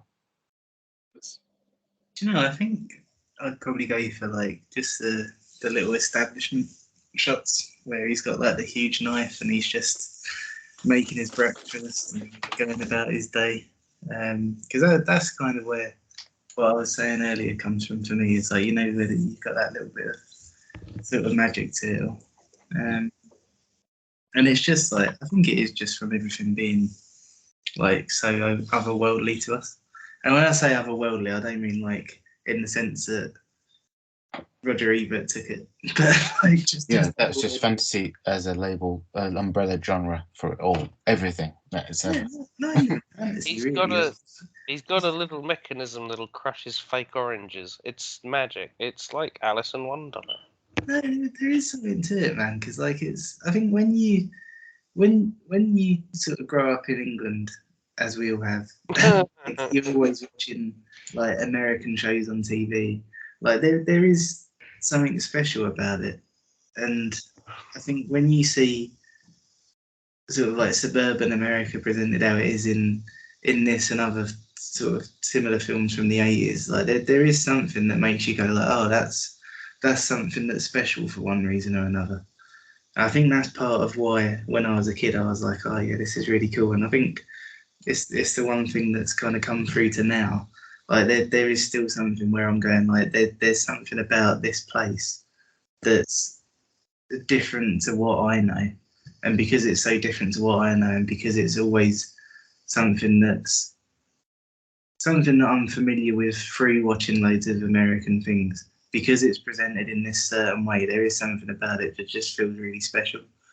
And I can't really explain like how or why it happens, but yeah, it's still something that I think is really cool about it. Okay, that's fair. I just the random thing. So when I kept seeing James Brolin's name, even though I know it's not the guy I'm thinking of, I kept thinking Josh Brolin. And I know it's not Josh Brolin, but I kept thinking that. And then I was just like, okay, wait a minute. He actually like auditioned for James Bond 2 years earlier, but this is the best he could get. Yeah, it's stupid, but isn't like James Brolin Josh Brolin's dad? Is it? Well, you might be onto something. I think there are Brolins in Hollywood. Yeah, The Brolins of Hollywood. yeah, and that's what's so funny because it's kind of like I can see it, and There was a Brolin in Magnificent Seven. indeed, So that makes sense. Yeah. still find it funny. I'm just like, oh man, you couldn't get James Bond. You got P.W. Herman. Yeah. No, not my name's Herman. P.W. Herman. Oh man. Beijing, Mr. Herman. It's just- Beijing, Mr. Herman. yeah, and it just looks like fucking like the Austin Powers fucking bullshit version of him. Oh. It was, and it was Austin Powers before Austin Powers as well. Yeah, it's terrible, terrible. This. Yeah. I can't watch that film. Yeah, Emmanuel did not like Austin Powers. I can't remember. Was Simon there for that? It hasn't No, been wasn't it? the entirety of Film Club. God, that's like early film club now. Yeah. Yeah, but like I've watched Austin Powers plenty of times. I could probably tell you if it was that bad or good, to be honest. But it's just like rate it. I can't. I would have to edit the score sheets, and I was like, that's not something I would ever be or should do. But in any case, for this particular, for me, I guess my favorite scenes again were like near the end scenes because the movie was about to finish, and it was like That's an Alec excuse. there's two particular sets. It's where he was going through the Warner Brothers studios and going like fucking up all the other sort of like film sets. Something about someone being in the bikini in the North Pole was funny, but what's funnier for me was like seeing the Godzilla scene and going, "Yep, America fucked up Godzilla even during this particular time period," and I was like, "Yeah, it just looks shit as well." And I was like, "Yeah, that's just a perfect analogy for this movie." America, it's just like it wasn't made that well. One of my favorite scenes is right at the end where Francis is with all the like news reporters, and this is what made it like actually finally cartoony for me, especially as I said, Saturday morning cartoons. It's where he pushes the button and he gets seated out into like the distance. He needed just to like fade into the background and have a little shiny star where he was, and I've been like, right, the whole world is a fucking like Saturday morning cartoon. Perfect. That would have been. It could have changed it ever so slightly and edited it so he just like goes, and it would have been perfect. It would have been so finalized, and I was like, okay, that's what makes the movie the movie. And I was like, cool. But no, they didn't do that, and so I was like, okay. So yeah, so I was just like, okay. But yeah, those are my favorite scenes. And, yeah, I just got the message of Pat leaving the thing. Okay, cool. But it's like it didn't. Apart from that, everything else was like, yeah, it's okay. That's about it. It was just like, it was okay. It wasn't that funny. It wasn't that cartoony enough, and it was just like, yeah. So how about you, Alec? Did you have any favorite scenes, or just hate all this shit? That's mine. Yeah, he did. I said it was the T-Rex digging the fucking shit out of the Oh bus. yeah. The claymation, the one that I put it out of my mind. Yeah, it's just weird. The stop motion. It's not Indeed. me. Yeah, actually surprised Pat gave it a high score because doesn't Pat fucking hate stop motion shit? Yeah, allegedly, yeah. Yeah, he hates stop motion on occasion, just in the same way that he hates musicals on occasion. I think in small doses it's fine for him, but if it's like the whole thing, is that? Well, you say that, but the two stop motion films that we've picked so far, he's given his nomination points to. So I think it's all a lie. Yeah. All right.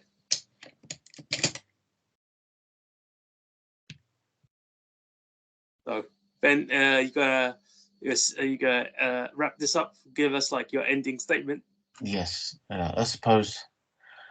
I think my favorite scene is probably just it kind of a perfect example of the absurdity. If I get my words right, absurdity of the movie is like when Pee-wee kind of after his bike gets stolen and he kind of like gathers the townspeople in his basement of this crazy like Exhibit A to Exhibit Z of everything he's come up with about what happened to the bike and all that. And I just love the absolute nuttiness of it all, and just how he kind of like loses his mind at people like falling asleep in this massive long tangent he's trying to make with trying to kind of like get everyone onto his side, and he realizes that I can't do this on my own, so I'm gonna have to do this by myself.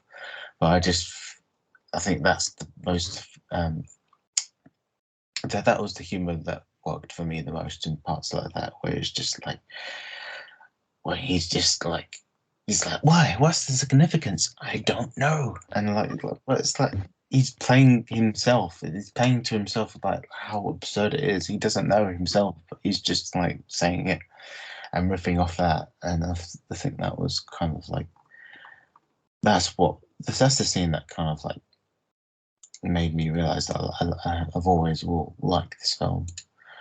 Going off on that, it's just the little bits afterwards where you get the scenes where like he's just at his wit's end trying to find any clue or anything, and he's just wandering around the town, and these other homeless guys go up to him and say, "What are you doing here? You're not meant to be in this neighborhood." And he just goes like Batman. It's like it's a proper like B movie kind of like silliness that is just like he's just this self-absorbed like entity. He's not even Pee-wee anymore. He's just after one thing, and that one thing is his bike. Kind of the situation. But yeah, there's the silliness that I find the most endearing about it. So yeah, I get why it would work for anyone else, but maybe in my mind when I watch Pee-wee, I see this stop motion animated film from start to finish of this weird, quirky kind of like claymation figure who is Pee-wee Herman, and that's kind of like the lens I see it in, and that's why it works for me. And it kind of brings me joy. It always will bring me a smile on my face. Like putting on any random episode of The Simpsons will always put a smile on my face. So it always makes me happy seeing this film, despite everything. And it still will always hold up for me for that reason. That's my 2 cents. Nice. I was gonna say the same way. Shark Boy and Lava Girl always brings me joy. Yeah, even though it's not great, it still works. It kind of like, I have this attachment to it, and it has attachment to you because you saw it at the right time. What a sick. Yeah. Anyway, In the Simon, same way that Shark Boy and Lava Girl. Shark Boy and Lava Girl's Big Adventure. Anyway, Simon, what is your next movie? So, Oh, fuck. Is this gonna be another? Oh, going through it again, right? My head was like, I didn't really know what I was gonna choose for my movie, right? Because my head was just like, I was like, what was there's no real theme. We go round and was like, what's a film? I chose a film that I thought was good. Well, I just chose a film that was like, what's good? What's the theme that I want to choose? Afterwards, like Pat picked like Grease and stuff. I was like, what sort of like time period does that? Because Alec did his timeline thing. I was like, what sort of period do I want to go for? I was thinking, oh right, yeah. So it's funny because Rob mentioned this last call is about how Tim Burton, Ridley Scott, and Steven Spielberg are like matched for our like directors, right? So I chose the film. I was like, oh wait, isn't this one of those directors' films? It is a Ridley Scott film. So the film I chose was American Gangster with Denzel Washington. Oh, nice. And I was like, oh yeah, I remember watching like parts, actually mostly the ending, like when it was on TV. And it's like one of those films that I've never actually watched the whole way through. So it's like, yeah, that's what's good. And it's made by Ridley Scott, and it's got Russell Crowe in it as well. So it's like, recurring actors and everything. Oh yeah, it's all fucking perfect. So that's my choice. American Gangster. Oh, very nice, man. Nice. Pat will be really over the moon about this. He'd Oh, have been very. I mean, yeah, it's but it's just like all those films. It's like, yeah, that's a good film. Then we'll see what happens after this. If you guys don't like it, when I go back to choosing other films, we'll see or not. Because That'll happen either way. Well, okay. In all seriousness, I still have like 3 films that are purely troll films for me, right? I've still got like 3 that's like not even like bad films, right? Just pure troll and pure trash. So it's kind of like I feel like, will I eventually choose them? Yeah, sure, but like that's for later. That's for like a rainy day. When the Keep time those is right. hidden. Yes, we'll keep those hidden for now. Oh, why are you making me watch more Russell Crowe? That's Then fine. Russell Brand. That's true. That is true.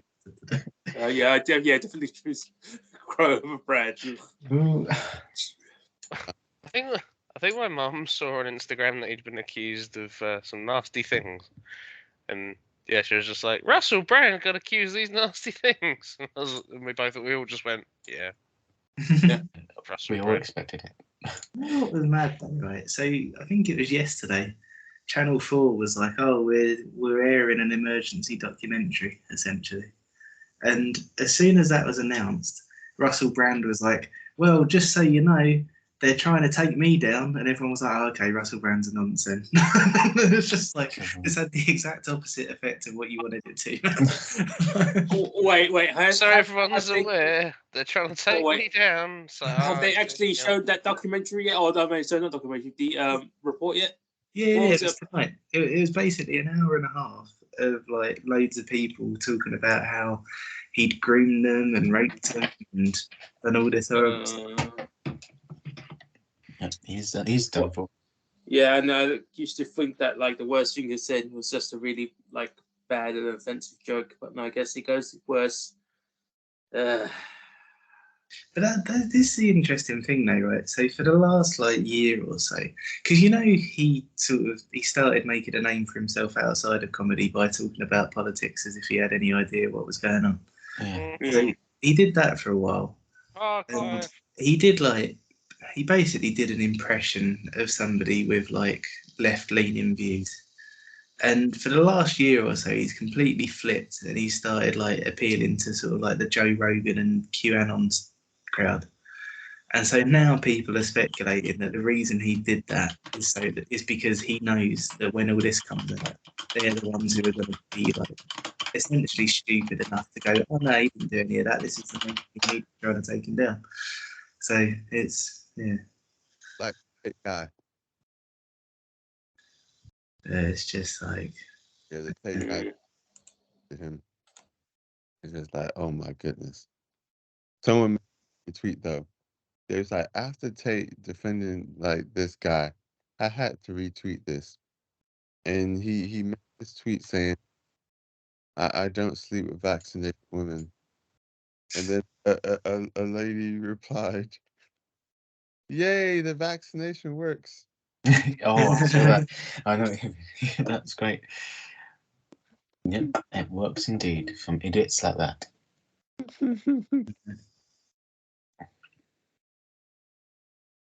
All right. So I think we'll end the call there without talking about more weird nonsense and other stuff about this